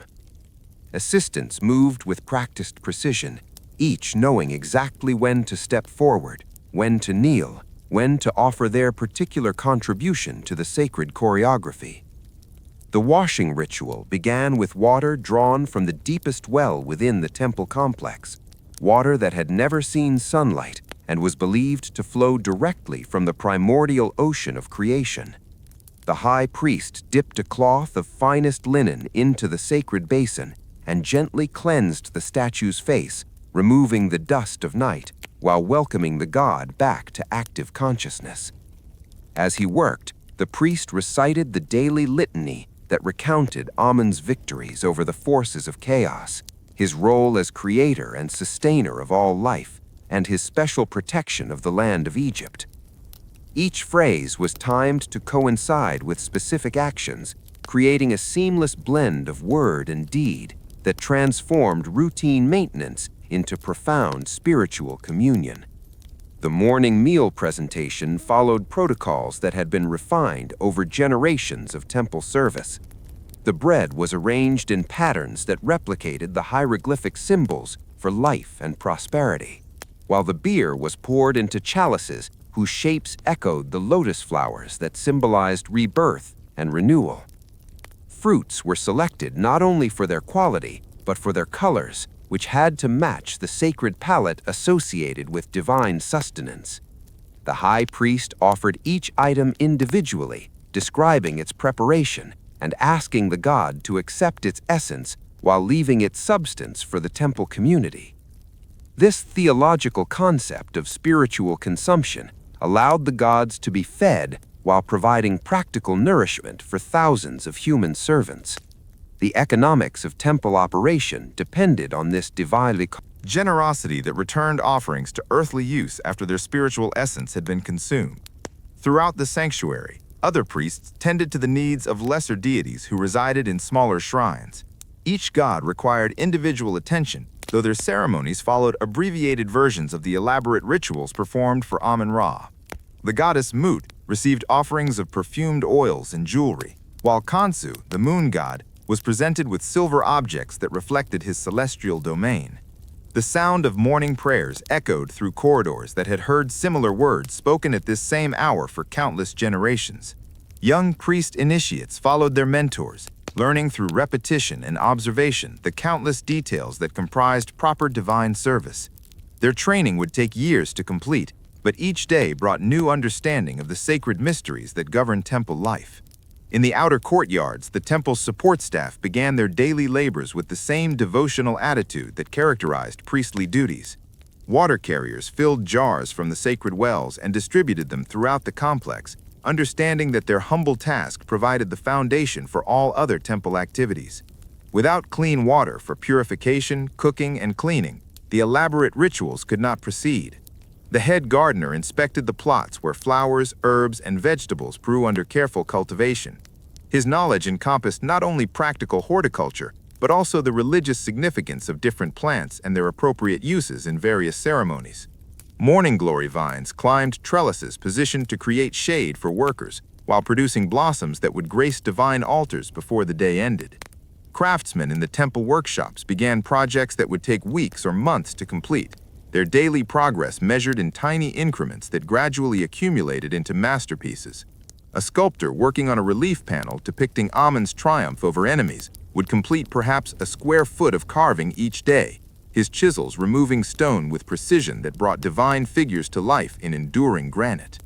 The temple's economic engine hummed with activity as scribes calculated taxes from agricultural estates, recorded donations from wealthy patrons, and managed the complex logistics of feeding thousands of people daily. Account books tracked everything from the number of cattle in temple herds to the quantity of gold leaf used in decorating sacred objects, creating records that would survive millennia as testimony to the scale and sophistication of ancient temple administration. Trade delegations arrived from distant kingdoms, their camels laden with exotic goods intended as tribute to Egypt's gods.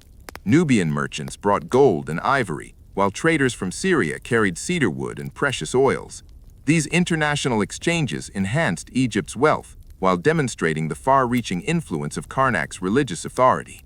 The temple court convened in a hall lined with statues of pharaohs who had contributed to Karnak's construction over the centuries. Legal proceedings combined practical jurisprudence with religious wisdom, creating decisions that carried both earthly authority and divine sanction. Disputes between temple workers were resolved through mediation that emphasized harmony and mutual respect, while more serious crimes faced penalties that included spiritual as well as physical consequences. Educational activities resumed in chambers where young men from across Egypt gathered to learn the skills that would prepare them for careers in government, temple administration, or the military. Their curriculum combined practical subjects like mathematics and engineering with religious instruction that provided the moral foundation considered essential for leadership roles. The sound of musical instruments drifted from practice halls where musicians rehearsed for evening ceremonies. Harps, flutes, and drums created melodies that had accompanied worship for generations, their harmonies designed to create emotional states conducive to divine communion. Master musicians taught apprentices not only technical proficiency, but also the spiritual significance of different scales and rhythms. Medical facilities treated patients whose conditions ranged from simple injuries to complex diseases requiring treatments that combined herbal remedies with spiritual healing. Physician priests understood the human body as a reflection of cosmic principles, treating ailments by restoring balance between spiritual forces that governed physical health. Their success rates attracted patients from throughout the known world.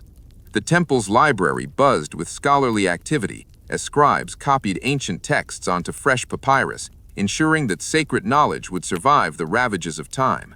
Religious formulas, medical treatises, astronomical observations, and historical chronicles were preserved through painstaking hand copying that required both technical skill and deep reverence for the wisdom being transmitted. Administrative meetings brought together department heads who coordinated the countless activities necessary for smooth temple operation. The chief treasurer reported on financial matters, while the master of works discussed construction projects and the high steward reviewed personnel issues. These practical concerns were addressed through discussions that recognized their spiritual dimensions as well as their earthly implications. As midday approached, the temple's rhythm shifted to accommodate increasing heat that made outdoor work uncomfortable for several hours. Construction crews sought shade in covered areas, while gardeners focused their attention on plants that required protection from the intense sun. The pace of activity slowed but never stopped, as essential services continued regardless of weather conditions. Pilgrims arrived in increasing numbers as the day progressed, their journeys from distant towns and villages bringing them to this center of Egyptian religious life. Guards processed visitors according to protocols that balanced accessibility with security, ensuring that genuine worshippers could approach the gods while preventing disruption of essential temple functions. The afternoon brought visits from government officials who came to consult with temple authorities on matters affecting both religious and secular affairs. The high priest's political influence rivaled that of provincial governors, making his opinions important factors in policy decisions that affected millions of people throughout the kingdom. Diplomatic correspondence arrived by messenger from temples throughout Egypt and beyond, creating a constant flow of information that kept Karnak connected to religious centers across the ancient world. Letters reported on local conditions, shared astronomical observations, and coordinated festival schedules that required precise timing across vast distances. The complex systems that supplied water throughout the temple required constant maintenance by workers who understood their duties as sacred. Responsibilities. Channels that distributed life-giving water from central wells to distant workshops and gardens were cleaned regularly to prevent contamination that might affect the spiritual purity of temple activities. Food preparation for evening offerings began in kitchens that operated according to religious protocols as strict as those governing priestly ceremonies. Cooks selected ingredients that had been blessed at every stage of production, combining them according to recipes that enhance both nutritional value and spiritual significance. The temple's security forces conducted training exercises that combined martial skills with religious devotion, creating warrior priests who understood their protective duties as forms of divine service. Their weapons were blessed regularly, and their tactical procedures incorporated spiritual elements that enhanced both their effectiveness and their moral authority. As afternoon shadows lengthened across the courtyards, preparations began for the evening rituals that would complete another day in the eternal cycle of worship. Fresh flowers were arranged on altars throughout the complex, while incense was prepared according to formulas that had proven pleasing to specific deities during centuries of experimentation. The sun's westward journey toward the horizon marked time in the cosmic rhythm that governed all temple activities. Each hour brought different responsibilities and opportunities for service, but all were united by the common purpose of maintaining the sacred relationship between heaven and earth that sustained Egyptian civilization. Evening prayers began to echo from various shrines as priests prepared to put their gods to rest with the same care that had awakened them at dawn.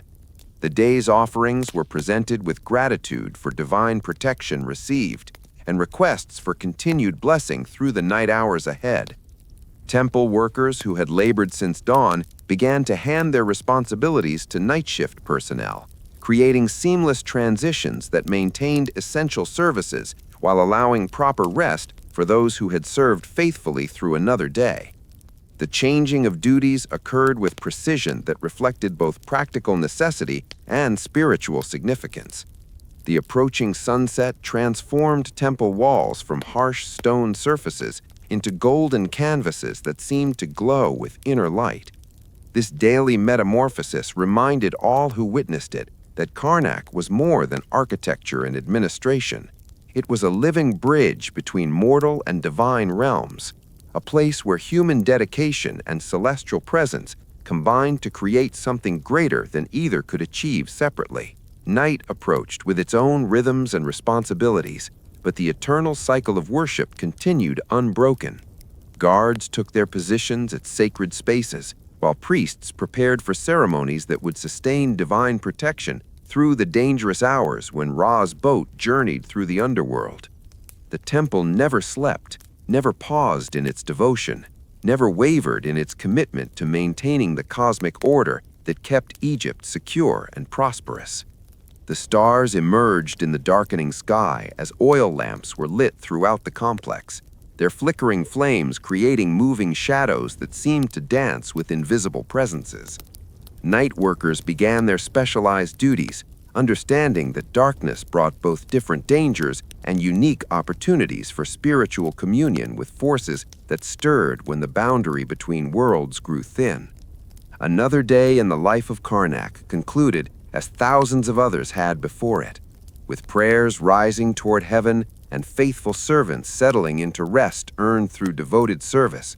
The great temple complex stood as testament to human dedication and divine presence, a monument to the power of sustained faith to create institutions that could endure for millennia while adapting to changing circumstances without losing their essential character.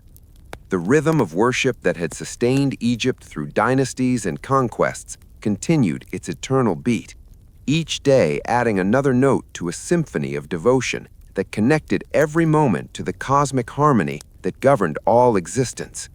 Within Karnak's walls, the sacred and mundane merged into seamless unity, creating a way of life that transformed every task into prayer and every duty into opportunity for divine service. Human interference, the sound of water lapping against stone steps, provided a constant acoustic backdrop that masked conversations and created environments conducive to meditation.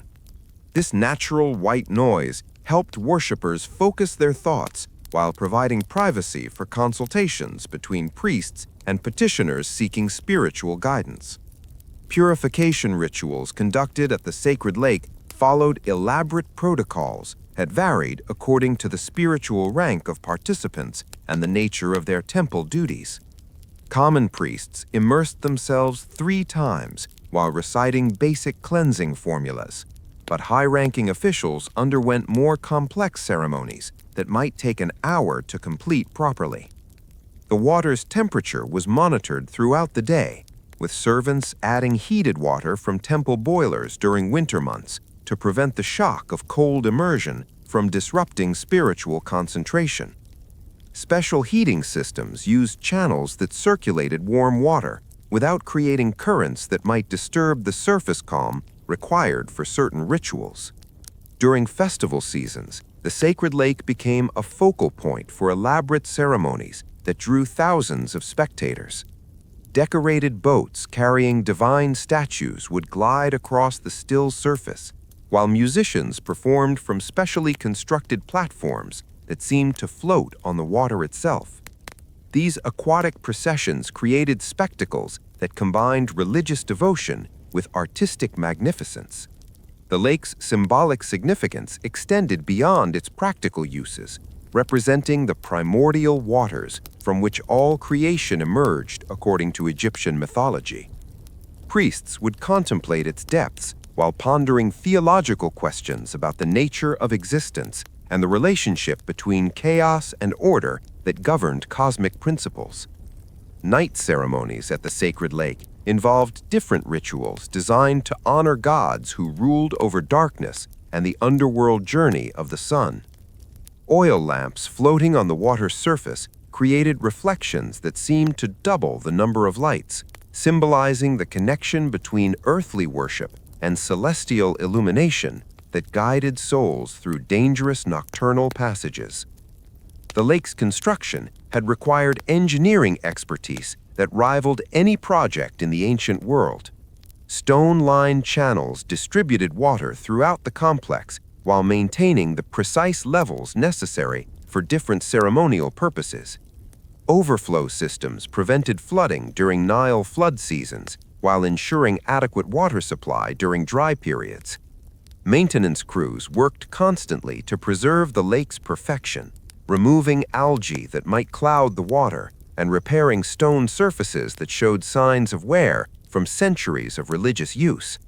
Their tools were blessed before each task, and their work schedules coordinated with religious calendars to avoid disrupting important ceremonies. The sacred lake served as a training ground for young priests, learning the complex purification procedures that would govern their entire careers. Novices practiced immersion techniques under the supervision of experienced mentors who corrected their posture, breathing, and recitation until every movement reflected proper spiritual preparation.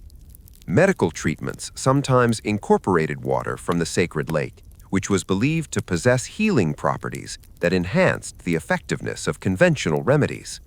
Patients would drink small quantities of the blessed water, while physicians recited prayers asking for divine assistance in their recovery.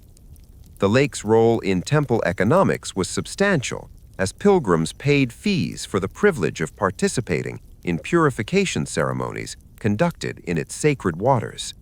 These revenues supported maintenance costs while funding charitable activities that provided medical care and food distribution to needy members of the surrounding community.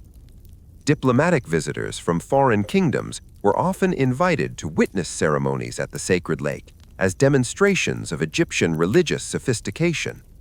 These carefully orchestrated events showcased the temple's wealth and organizational capabilities while creating opportunities for cultural exchange that strengthened international relationships. The water's spiritual potency was believed to increase during certain astronomical alignments, making timing crucial for the most important purification rituals. Temple astronomers calculated optimal periods when celestial influences would enhance the lake's ability to cleanse both physical impurities and spiritual contamination. Storage systems preserved sacred water in underground systems that maintained its purity while providing reserves for use during maintenance periods when the main lake might be temporarily drained for cleaning. These backup supplies underwent the same blessing rituals as water drawn directly from the lake's surface. The lake's influence extended throughout the temple complex, with channels carrying its blessed water to workshops where craftsmen used it for mixing paints and preparing materials for sacred objects. Every drop that touched religious artifacts had to meet the same purity standards maintained in the main basin. Seasonal festivals transformed the sacred lake into a stage for elaborate performances that combined religious drama with spectacular visual effects. Floating platforms supported dancers and musicians who seemed to perform on the water's surface, while fireworks reflected in the still depths created illusions of stars falling from heaven into earthly waters.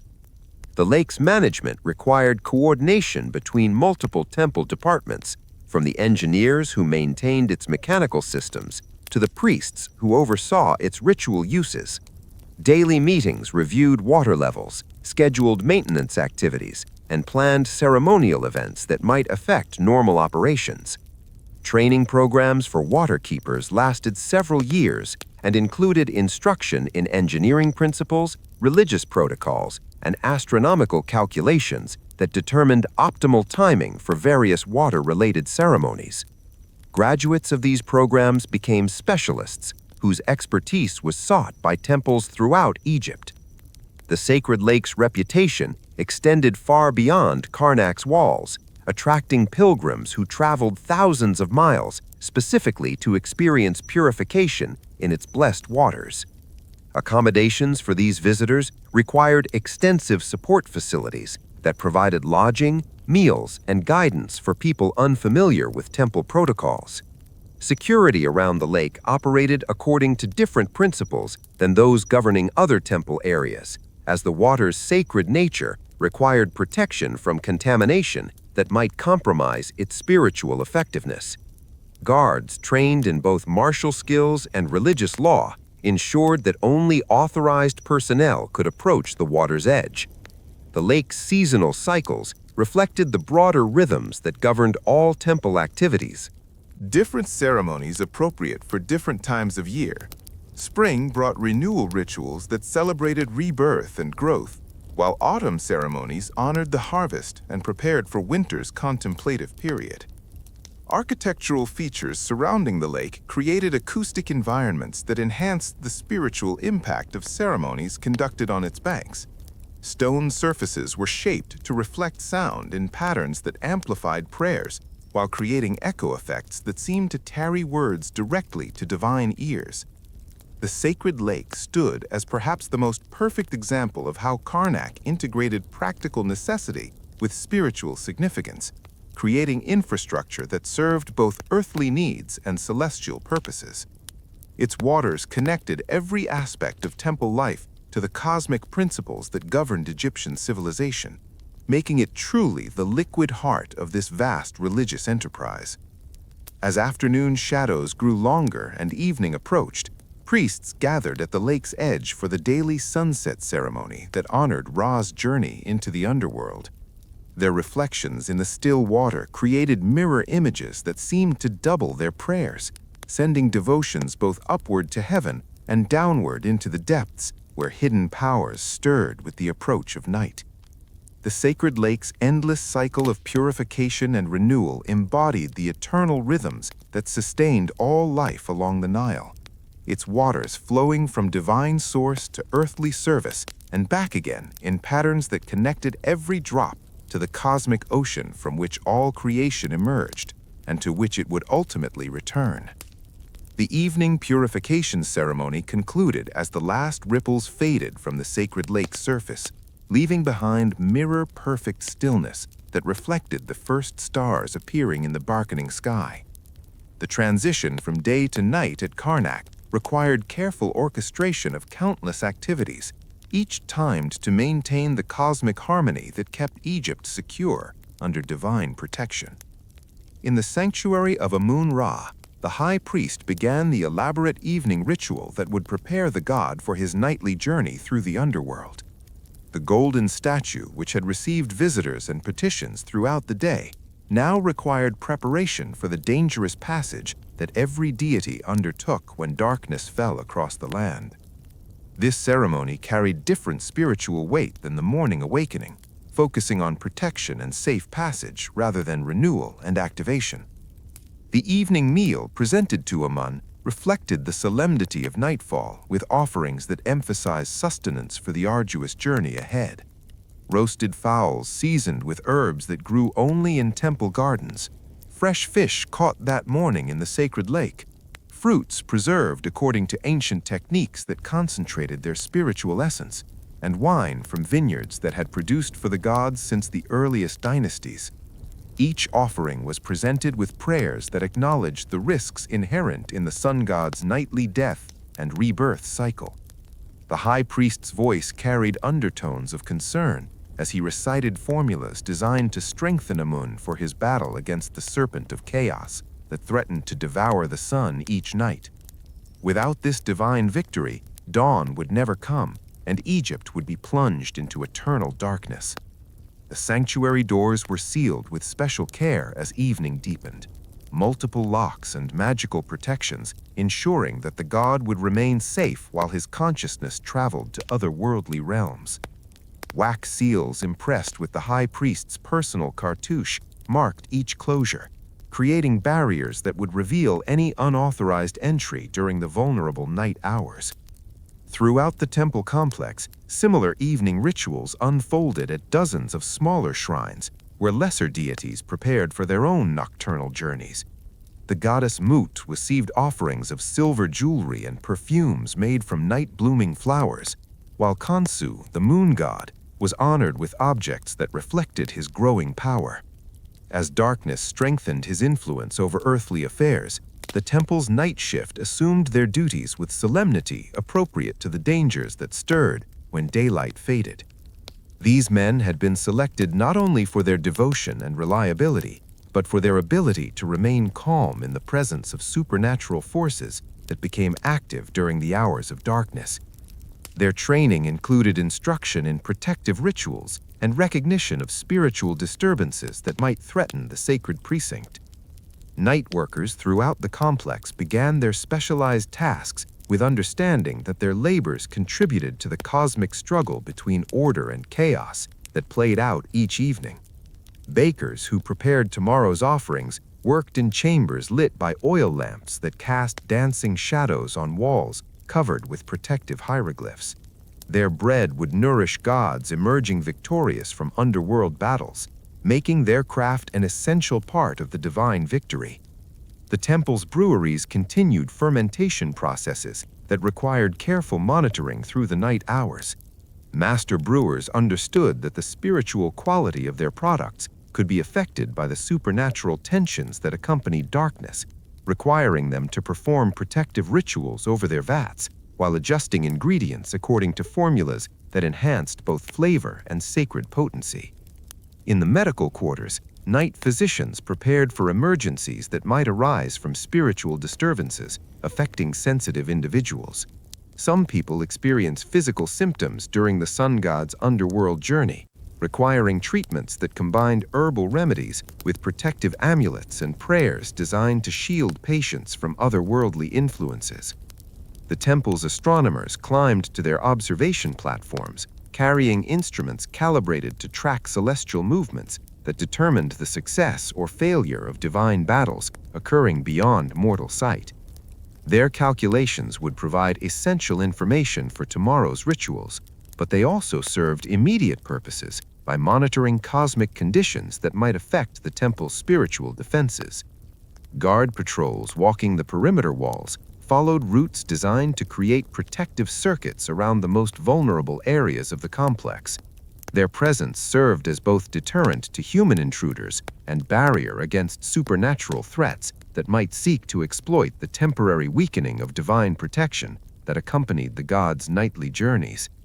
The sacred cats that prowled Karnak's corridors during daylight hours became even more important as darkness fell, their superior night vision and spiritual sensitivity making them ideal guardians against malevolent entities that avoided bright sunlight.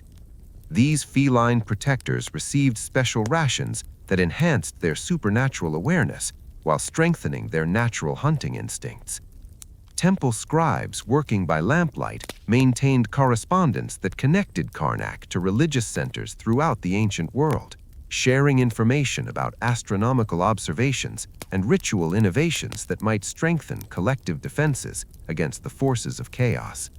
Their letters traveled by night messengers who understood their cargo's importance for maintaining cosmic order. The sound of night prayers echoed through corridors where oil lamps created pools of golden light separated by mysterious shadows. These devotions followed different patterns than daytime worship, emphasizing protection and endurance rather than celebration and renewal. The acoustic properties of stone architecture amplified these supplications, carrying them upward through darkness toward divine ears.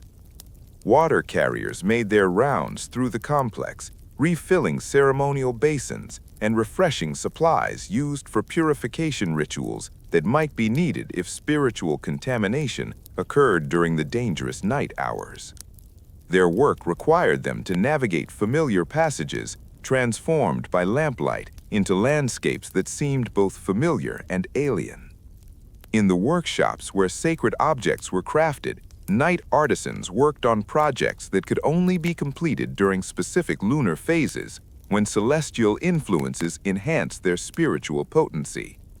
Master craftsmen supervised apprentices who learned to recognize the subtle signs that indicated when their work was properly aligned with cosmic forces. The temple's legal courts suspended normal operations during night hours, but emergency procedures remained available for situations that required immediate divine intervention. Priest judges trained in both religious law and supernatural phenomena stood ready to address crises that might arise from spiritual disturbances affecting temple personnel or visiting pilgrims. Educational activities shifted to subjects considered more appropriate for nighttime study, with advanced students learning astronomical calculations and mystical texts that were traditionally transmitted during dark hours when their esoteric content could be better absorbed without the distractions of ordinary temple business. The sacred lake reflected starlight like a mirror, connecting earthly waters with celestial illumination. Its still surface, occasionally disturbed by night urds that were considered messengers carrying reports about the progress of divine battles being fought beyond mortal comprehension. Priests stationed at its edges monitored these avian visitors for signs that might require adjustments to protective rituals.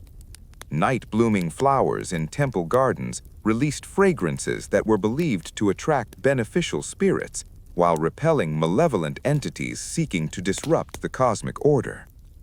Garden priests tended these plants with techniques passed down through generations of nocturnal horticulturists who understood their cultivation as spiritual warfare conducted through agricultural means. The temple's treasure houses received additional security during night hours when supernatural thieves might attempt to steal objects whose power could be used to disrupt divine protection. Guard rotations followed patterns designed to prevent both human intrusion and otherworldly interference with the accumulated wealth that supported temple operations. Food storage areas required constant vigilance against contamination that might occur if spiritual disturbances affected the purity of provisions intended for divine consumption. Night inspectors examined grain stores, meat preservation chambers, and wine cellars for signs of supernatural interference that could compromise tomorrow's offerings. The complex heating systems that maintained comfortable temperatures throughout living quarters operated according to religious protocols that prevented spiritual contamination from affecting the flames used for warmth and cooking. Only blessed fuel could be burned in sacred spaces, and the fires themselves required regular consecration to maintain their purity. Administrative offices maintained skeletal staffs during night hours to handle urgent communications that might arrive from distant temples or government officials dealing with supernatural emergencies. These night scribes understood their communications duties as essential links in the network of divine protection that safeguarded Egypt from cosmic threats. The temple's diplomatic correspondence included regular reports to foreign courts about successful completion of protective rituals that benefited international allies as well as Egyptian interests.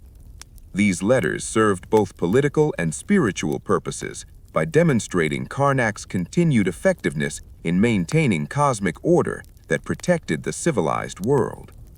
Musical rehearsals continued through the night hours as performers prepared for dawn ceremonies that would celebrate divine victory over the forces of chaos.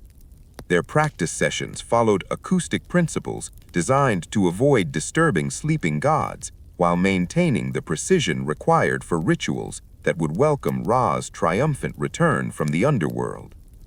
The temple's intelligence networks gathered information about supernatural disturbances reported from throughout the kingdom, analyzing patterns that might indicate coordinated attacks against divine authority or local manifestations of cosmic instability that required intervention from Karnak's powerful spiritual resources.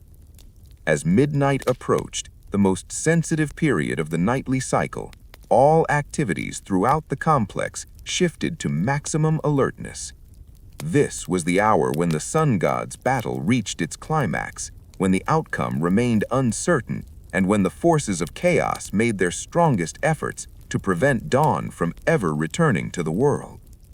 The high priest emerged from his private chambers to conduct the midnight vigil that marked the critical phase of the divine struggle. His presence in the main courtyard signaled to all temple personnel that the most dangerous hours had arrived, requiring heightened vigilance and intensified protective measures throughout the sacred precinct. Night guards doubled their patrols, while maintenance workers suspended all but essential activities to avoid creating disturbances that might interfere with the cosmic battle being fought beyond mortal sight. The entire temple complex held its breath, waiting for signs that would indicate whether divine victory was assured or whether additional protective measures might be required. The sound of distant thunder might indicate supernatural warfare, while unusual animal behavior could signal the approach of spiritual disturbances that required immediate response from trained personnel. Every sight and sound was analyzed for prophetic significance that might guide decisions about defensive preparations or ritual adjustments needed to support divine forces. The temple's cats became especially active during these critical hours, their supernatural sensitivity allowing them to detect otherworldly presences that human guards might miss. Their movements were monitored by specially trained observers who understood feline behavior as a form of early warning system for spiritual threats. Water in the sacred lake sometimes showed unusual patterns during the midnight hours, with ripples appearing on its surface despite the absence of wind or visible disturbance. These phenomena were interpreted as reflections of the cosmic battle being fought in otherworldly realms, requiring careful interpretation. Observation and documentation for analysis by senior priests. The oil lamps throughout the complex were tended with extra care during these vulnerable hours, as their flames served as beacons that guided beneficial spirits while creating barriers against malevolent entities. Lamp keepers understood their duties as essential contributions to the temple's collective defense against supernatural threats.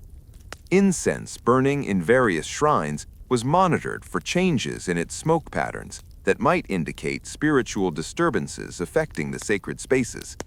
Unusual colors or movements in the fragrant clouds were recorded as potential omens requiring interpretation by specialists trained in reading supernatural signs.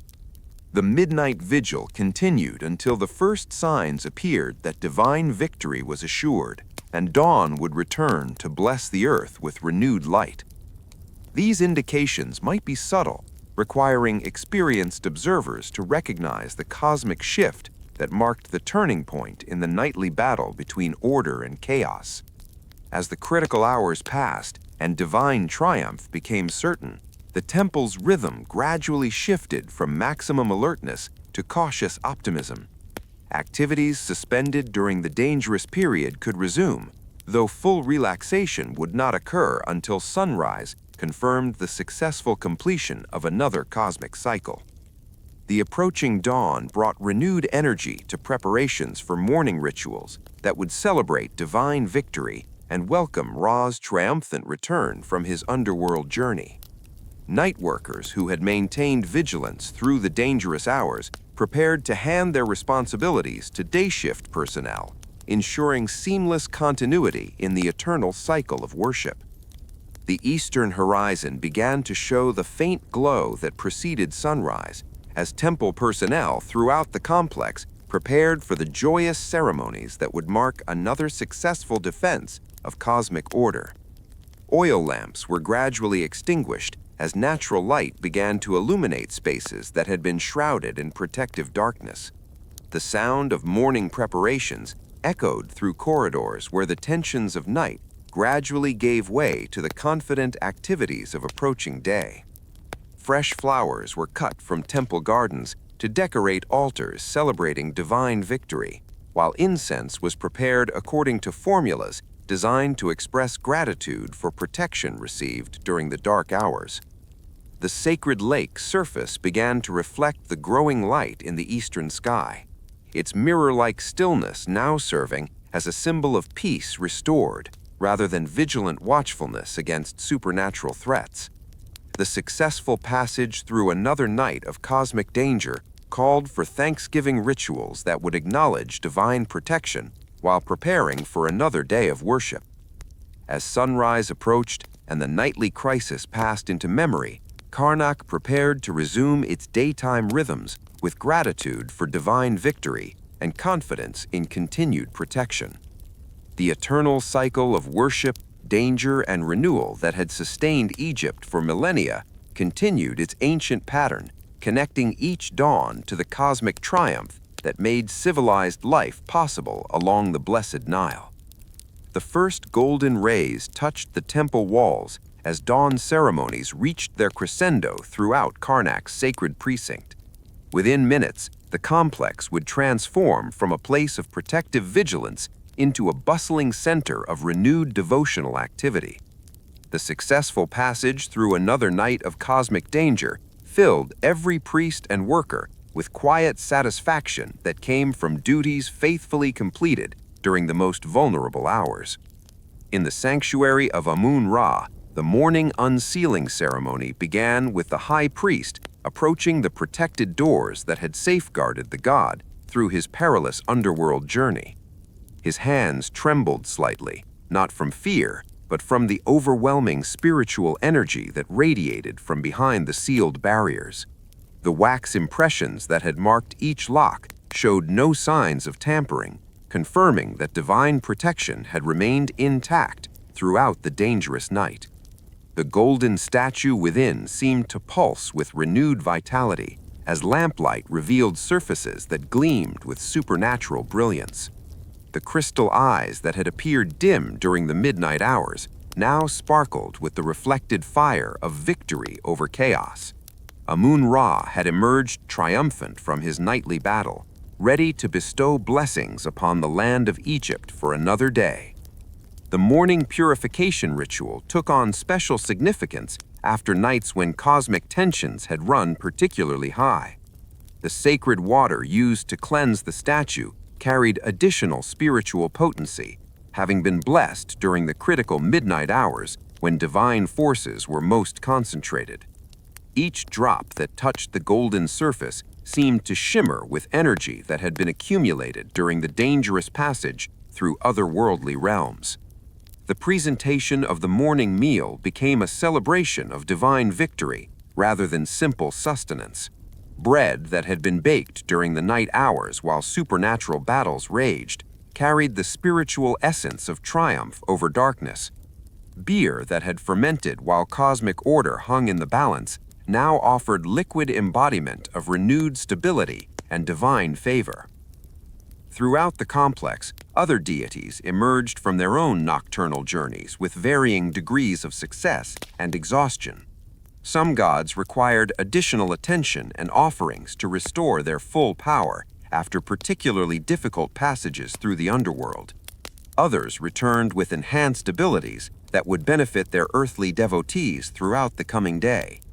The goddess Mut, having accompanied her divine husband through the dangerous hours, received special honors that acknowledged her role in protecting Amun-Ra during his most vulnerable moments.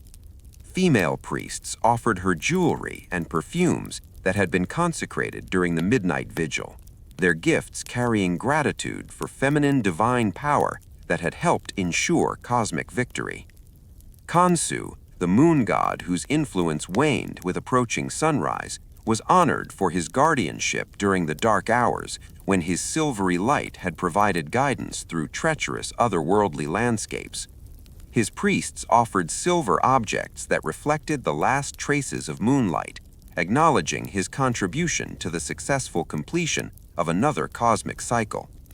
The successful passage through another night of cosmic danger called for Thanksgiving rituals that would acknowledge divine protection while preparing for another day of worship. As sunrise approached and the nightly crisis passed into memory, Karnak prepared to resume its daytime rhythms with gratitude for divine victory and confidence in continued protection. The eternal cycle of worship, danger, and renewal that had sustained Egypt for millennia continued its ancient pattern, connecting each dawn to the cosmic triumph that made civilized life possible along the blessed Nile. The first golden rays touched the temple walls as dawn ceremonies reached their crescendo throughout Karnak's sacred precinct. Within minutes, the complex would transform from a place of protective vigilance into a bustling center of renewed devotional activity. The successful passage through another night of cosmic danger filled every priest and worker with quiet satisfaction that came from duties faithfully completed during the most vulnerable hours. In the sanctuary of Amun-Ra, the morning unsealing ceremony began with the high priest approaching the protected doors that had safeguarded the god through his perilous underworld journey. His hands trembled slightly, not from fear, but from the overwhelming spiritual energy that radiated from behind the sealed barriers. The wax impressions that had marked each lock showed no signs of tampering, confirming that divine protection had remained intact throughout the dangerous night. The golden statue within seemed to pulse with renewed vitality as lamplight revealed surfaces that gleamed with supernatural brilliance. The crystal eyes that had appeared dim during the midnight hours now sparkled with the reflected fire of victory over chaos. Amun-Ra had emerged triumphant from his nightly battle, ready to bestow blessings upon the land of Egypt for another day. The morning purification ritual took on special significance after nights when cosmic tensions had run particularly high. The sacred water used to cleanse the statue carried additional spiritual potency, having been blessed during the critical midnight hours when divine forces were most concentrated. Each drop that touched the golden surface seemed to shimmer with energy that had been accumulated during the dangerous passage through otherworldly realms. The presentation of the morning meal became a celebration of divine victory rather than simple sustenance. Bread that had been baked during the night hours while supernatural battles raged carried the spiritual essence of triumph over darkness. Beer that had fermented while cosmic order hung in the balance now offered liquid embodiment of renewed stability and divine favor. Throughout the complex, other deities emerged from their own nocturnal journeys with varying degrees of success and exhaustion. Some gods required additional attention and offerings to restore their full power after particularly difficult passages through the underworld. Others returned with enhanced abilities that would benefit their earthly devotees throughout the coming day. The goddess Mut, having accompanied her divine husband, Botanical casualties of cosmic warfare required special treatments that combined horticultural knowledge with protective rituals. The sacred lake reflected morning sunlight with unusual brilliance, its surface seeming to celebrate the successful passage through another night of potential catastrophe. The water itself appeared clearer and more luminous, as if divine victory had enhanced its spiritual properties beyond normal levels. Purification ceremonies conducted in these enhanced waters would carry additional potency throughout the day. Construction crews who had suspended their activities during the critical midnight hours returned to their projects with understanding that their work contributed to structures that had successfully weathered another supernatural storm. Every stone they placed, every wall they raised added to the fortress-like strength that protected divine residents from cosmic threats. The temple workshops hummed with renewed activity as craftsmen resumed projects that required divine inspiration for their completion. Master artisans who had spent the dark hours in protective meditation now found their creative abilities enhanced by proximity to divine forces that had emerged victorious from otherworldly battles. Scribes working in the administrative offices began their daily tasks with gratitude for divine protection that had preserved the records and communications essential for temple operations. Their careful documentation of night events would provide valuable information for analyzing patterns of cosmic disturbance that might affect future defensive preparations. The temple's educational facilities welcomed students with special lessons that incorporated the previous night's cosmic events into their curriculum. Young men learning to become priests needed to understand how supernatural warfare affected earthly affairs, preparing them for careers that would require them to navigate both mundane administration and otherworldly challenges. Medical personnel evaluated patients who might have been affected by the spiritual tensions that accompanied divine battles. Some individuals were particularly sensitive to cosmic disturbances, requiring treatments that addressed both physical symptoms and spiritual imbalances caused by exposure to supernatural forces. The temple's military garrison conducted morning inspections with particular attention to weapons and equipment that might have been affected by otherworldly influences during the dangerous hours. Blessed arms required regular consecration to maintain their effectiveness against both earthly enemies and supernatural threats. Diplomatic correspondence prepared during the morning hours carried special significance as foreign courts eagerly awaited confirmation that Karnak's protective rituals had successfully maintained cosmic order for another cycle. These letters served both political and spiritual purposes by demonstrating Egypt's continued divine favor to international allies. The sacred cats that had prowled the corridors during the night hours now basked in sunny courtyards, their supernatural vigilance relaxing as daylight confirmed the successful completion of their protective duties. Temple staff rewarded these feline guardians with special treats that acknowledged their contributions to collective security. Musicians rehearsing for the day's ceremonies incorporated triumphant themes that celebrated divine victory into their traditional melodies. Their music would carry emotional resonance that reflected the community's gratitude for protection received during the vulnerable night hours, creating acoustic environments that enhanced worship throughout the complex. The temple's intelligence networks compiled reports from throughout Egypt about supernatural phenomena observed during the previous night, analyzing regional patterns that might indicate broader cosmic trends requiring attention from Karnak's spiritual authorities.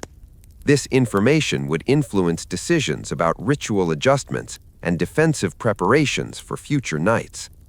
As morning progressed toward midday, the temple's rhythm settled into patterns that balanced gratitude for protection received with preparation for challenges that would inevitably accompany the next cycle of cosmic warfare.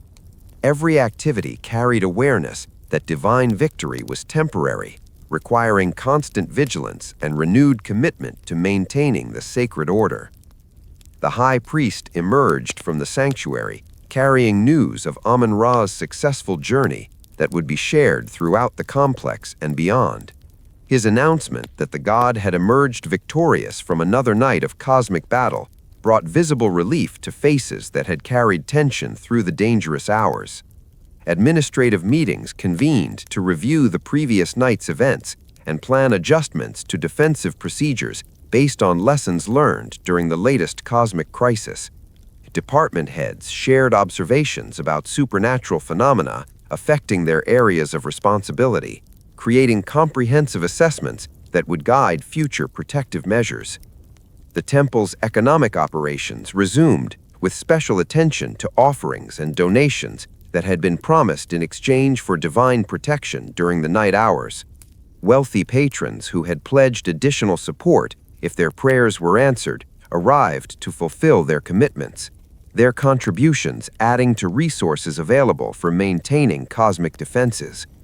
Trade delegations that had delayed their arrivals due to supernatural disturbances now approached the temple complex with confidence, restored by news of divine victory. International merchants understood that cosmic stability was essential for successful commercial ventures, making Karnak's protective capabilities valuable assets for economic relationships. The temple court reconvened to address legal matters that had been suspended during the dangerous hours when spiritual contamination might have affected the clarity of divine justice. Judges who served as intermediaries between earthly law and cosmic order required confirmation of divine favor before resuming their duties as interpreters of sacred jurisprudence. Educational activities expanded to include special lectures on the theological significance of the previous night's cosmic events, helping students understand how supernatural warfare affected earthly affairs and how proper ritual responses could influence the outcomes of future supernatural conflicts. The sacred lake became a focal point for Thanksgiving ceremonies as priests and worshippers gathered at its edges to offer prayers of gratitude for protection received during the vulnerable hours. The water's enhanced spiritual properties made it an ideal medium for expressing appreciation that would reach divine ears with particular clarity. Medical treatments incorporated blessed water and consecrated herbs that had absorbed spiritual energy during the cosmic battle, creating remedies with enhanced healing properties that reflected divine favor won through successful defense of cosmic order. Patients who received these enhanced treatments often experienced recoveries that seem miraculous by ordinary standards. The temple's architectural planning incorporated lessons learned about structural vulnerabilities that had been revealed during the supernatural stresses of the previous night. Master builders analyzed how different materials and construction techniques had responded to otherworldly pressures, using this information to strengthen future projects. Food preparation for the day's offerings reflected the enhanced spiritual atmosphere that accompanied divine victory, with cooks selecting ingredients and preparation methods that would create meals worthy of gods who had emerged triumphant from cosmic warfare. These enhanced offerings would carry additional potency that acknowledged divine achievements. The temple's astronomical observations took on special significance as skywatchers calculated how celestial alignments had influenced the previous night's cosmic battle and what future configurations might affect upcoming supernatural conflicts. Their calculations would determine optimal timing for defensive rituals and protective ceremonies. Security protocols were reviewed and updated based on observations about how supernatural threats had manifested during the dangerous hours, with guard procedures adjusted to address vulnerabilities that had been identified through direct experience with otherworldly challenges. The complex systems that supplied water, food, and other necessities throughout the temple received special attention to ensure that divine victory had not been compromised by contamination or disruption of essential services. Every aspect of temple infrastructure required verification that it remained suitable for supporting renewed worship activities. As the morning advanced toward the heat of midday, the temple community settled into rhythms that balanced celebration of cosmic victory with practical preparation for future challenges. Divine triumph was temporary, requiring constant vigilance and renewed dedication to maintaining the sacred relationships that protected Egypt from supernatural threats. The eternal cycle of worship, danger, and renewal continued its ancient pattern as another day began in the life of Karnak. Each dawn brought gratitude for protection received and commitment to maintaining the spiritual defenses that had preserved cosmic order through countless nights of supernatural warfare. The sun climbed higher in the Egyptian sky as thousands of people throughout the temple complex resumed their daily duties with hearts lightened by divine victory and minds focused on the sacred work that would prepare them for whatever cosmic challenges awaited with the next setting sun. The morning's triumphal energy gradually gave way to the steady rhythms of sustained devotion as Karnak prepared to face another day in its endless mission of maintaining harmony between heaven and earth. The teenage girl who had once entered these walls as a powerless concubine could never have imagined the cosmic forces that protected the sacred space where her own transformation had begun. Forces that continued their eternal vigil over the greatest temple complex ever built by human hands. Within these blessed walls, where gods walked among mortals and cosmic battles were fought and won each night, the rhythm of eternal worship continued unbroken, connecting each moment to the divine order that sustained all life along the sacred Nile. The greatest testament to human devotion stood ready to face whatever challenges awaited, secure in the knowledge that divine protection had proven itself once again through another successful passage from darkness into light. The midday sun blazed overhead as temple activities shifted into patterns adapted to Egypt's relentless heat. Workers sought shade in covered corridors and workshops, while essential services continued with modified schedules that balanced human comfort with divine requirements. The successful completion of morning rituals had created an atmosphere of spiritual satisfaction that permeated every corner of the vast complex. In the sanctuary kitchens, master cooks prepared the elaborate midday meal that would honor Amun-Ra at the peak of his daily power. The god's triumph over nocturnal chaos had enhanced his divine appetite, requiring offerings that reflected both gratitude for victory achieved and supplication for continued protection. Roasted beef from cattle that had grazed in temple pastures, bread shaped into sacred symbols, fruits preserved in honey that captured eternal sweetness, and wine aged in chambers blessed by generations of priests. The presentation of this meal required choreographed precision as servers moved through the sanctuary in patterns that had been refined over centuries of daily practice. Each priest carried specific items at precise moments, their movements creating visual prayers that complemented the spoken liturgy. The high priest's voice rose and fell in rhythms that matched the placing of dishes, transforming practical feeding into transcendent worship. The temple's administrative heart pulsed with activity as hundreds of scribes processed the constant flow of information that kept Karnak connected to every corner of Egyptian civilization. Tax records from distant provinces, reports from agricultural estates, correspondence with other temples, and diplomatic messages from foreign courts created streams of papyrus that flowed through chambers dedicated to different aspects of temple business. Senior administrators reviewed financial reports that documented the staggering wealth required to maintain daily operations at Karnak. The temple's economic power rivaled that of entire provinces, with resources flowing in from agricultural estates that stretched across thousands of acres, manufacturing operations that produced goods for both religious and commercial purposes, and donations from pharaohs, nobles, and common people seeking divine favor. The complexity of managing these resources required accounting systems that tracked everything from individual grains of incense to massive stone blocks used in construction projects. Master accountants supervised teams of specialized clerks who maintained records with precision that would impress modern auditors. Their meticulous documentation preserving information about temple operations that would survive for millennia. Trade negotiations conducted in chambers adjacent to the administrative offices brought merchants from across the known world to conduct business with temple representatives.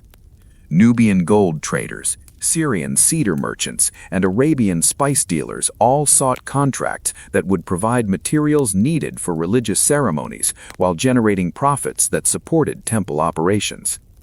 These international transactions required diplomatic skills as refined as those used in government negotiations, with temple officials serving as cultural ambassadors who represented Egyptian interests while maintaining relationships essential for securing exotic materials unavailable within Egypt's borders. Their success in these negotiations affected not only temple operations, but Egypt's broader economic relationships with foreign powers. The temple's manufacturing operations hummed with activity as workshops produced everything needed for daily religious ceremonies and special festival celebrations. Master craftsmen supervised apprentices who learned techniques that combined practical skills with spiritual understanding, creating objects that served both functional and sacred purposes. The goldsmith workshop sparkled with precious metals being transformed into ceremonial objects of breathtaking beauty. Chalices that seemed to capture sunlight, jewelry fit for gods and pharaohs, and decorative elements that would adorn sacred spaces throughout the complex. Each piece required not only technical expertise, but also spiritual inspiration that elevated craftsmanship into divine service. Textile workshops wove fabrics that combined beauty with religious significance, their patterns incorporating symbols and colors that carried spiritual meaning beyond mere decoration. The finest linen garments worn by priests during ceremonies, hangings that decorated sacred spaces during festivals, and wrappings for ceremonial objects all emerged from looms operated by artisans who understood their craft as form of prayer. The temple's educational facilities buzzed with intellectual activity as students from throughout Egypt gathered to receive instruction that would prepare them for careers in government, temple administration, or military service. The curriculum combined practical subjects with religious knowledge, creating graduates who understood their professional duties as forms of divine service. Mathematics instruction went far beyond basic arithmetic to cover geometry needed for construction projects, astronomy required for religious calendars, and accounting procedures necessary for managing complex economic operations. Students learned to calculate volumes, areas, and weights with accuracy that enabled them to participate in projects that required precise measurement and planning.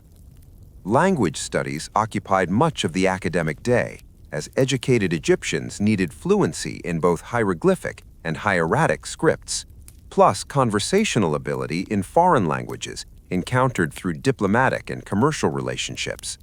Master teachers evaluated student progress through examinations that tested not only technical proficiency, but also cultural understanding embedded in written communication. The temple library contained thousands of scrolls covering every subject known to Egyptian scholarship, from religious texts that preserved sacred knowledge to medical treatises that documented healing techniques developed over centuries of practice.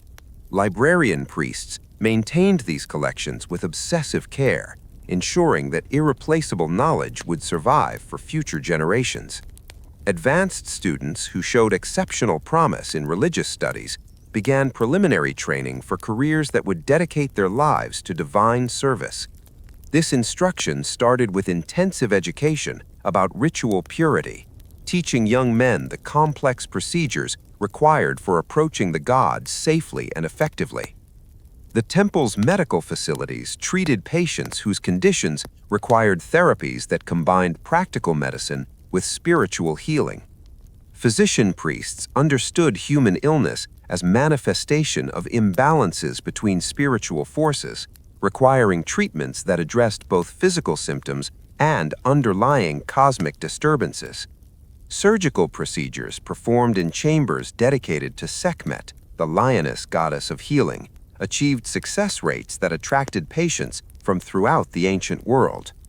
The instruments used were blessed before each operation, and surgeons offered prayers for divine guidance as they worked to restore health through techniques that wouldn't be matched elsewhere for centuries. The medical gardens provided ingredients for remedies that treated everything from minor injuries to complex diseases. Their plants cultivated according to principles that enhanced both therapeutic effectiveness and spiritual potency. Garden priests understood each species as gift from specific deities, blessing their harvests with prayers that multiplied healing power. Pharmaceutical preparations combined herbal knowledge with religious wisdom, creating medicines that addressed both earthly ailments and supernatural influences that might contribute to illness. Patients often experienced improvements that seemed miraculous, reflecting the enhanced effectiveness of treatments that incorporated divine blessing along with practical therapeutic principles. The temple's military garrison maintained readiness for both earthly and supernatural threats through training that combined martial skills with spiritual discipline. These warrior priests understood their protective duties as sacred responsibilities that required constant vigilance and unwavering commitment to defending divine interests. Weapons training took place in courtyards where blessed arms were used to practice techniques for both conventional warfare and supernatural combat. Soldiers learned to recognize spiritual threats that might not be visible to ordinary perception, while maintaining proficiency with spears, bows, and swords that could address more mundane dangers. The garrison's intelligence operations gathered information about potential threats throughout Egypt and beyond, their networks providing early warning about rebellions, foreign invasions, or supernatural disturbances that might require military intervention.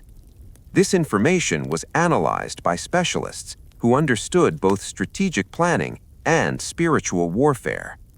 Fortification maintenance required constant attention to walls and gates that protected not only physical assets, but also sacred spaces that required isolation from contaminating influences. Guard posts were positioned according to principles that created overlapping fields of protection while maintaining clear lines of sight for detecting approaching threats.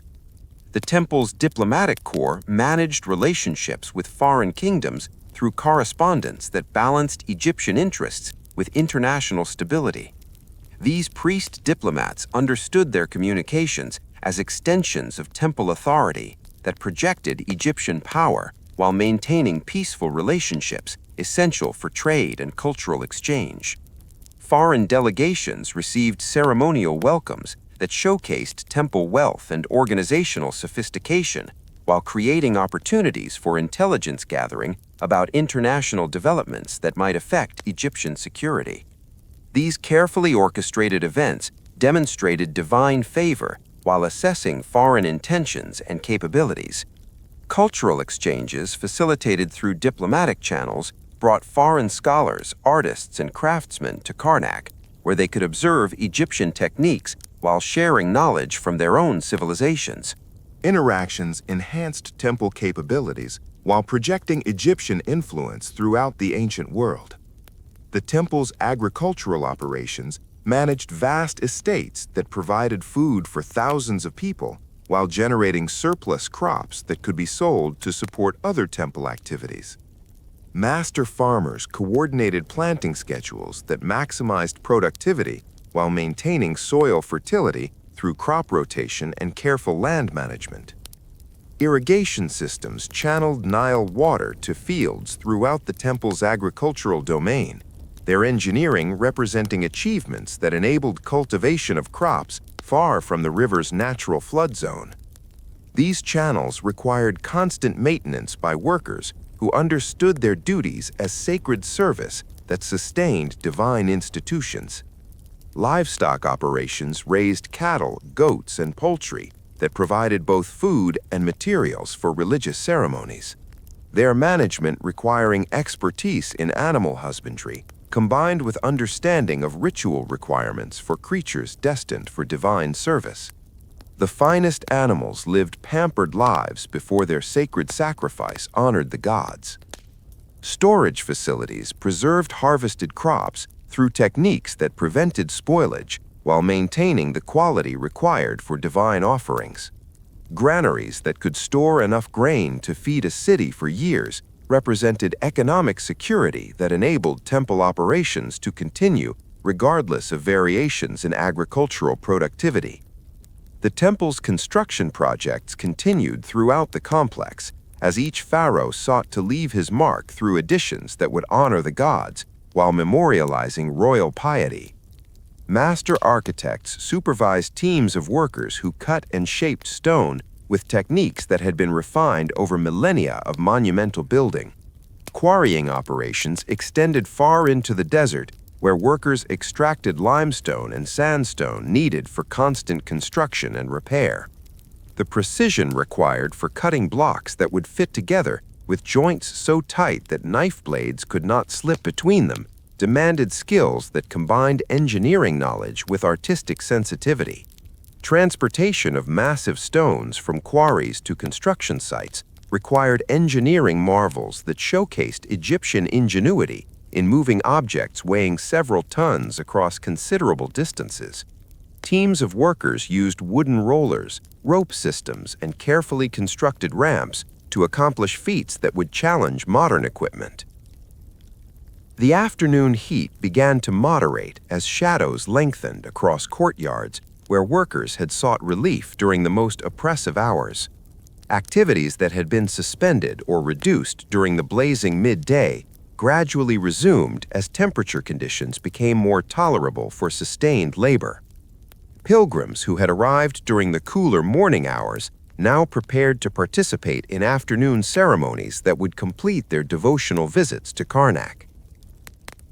These worshippers came from throughout Egypt and beyond, their journeys representing investments of time and resources that demonstrated the temple's far-reaching influence.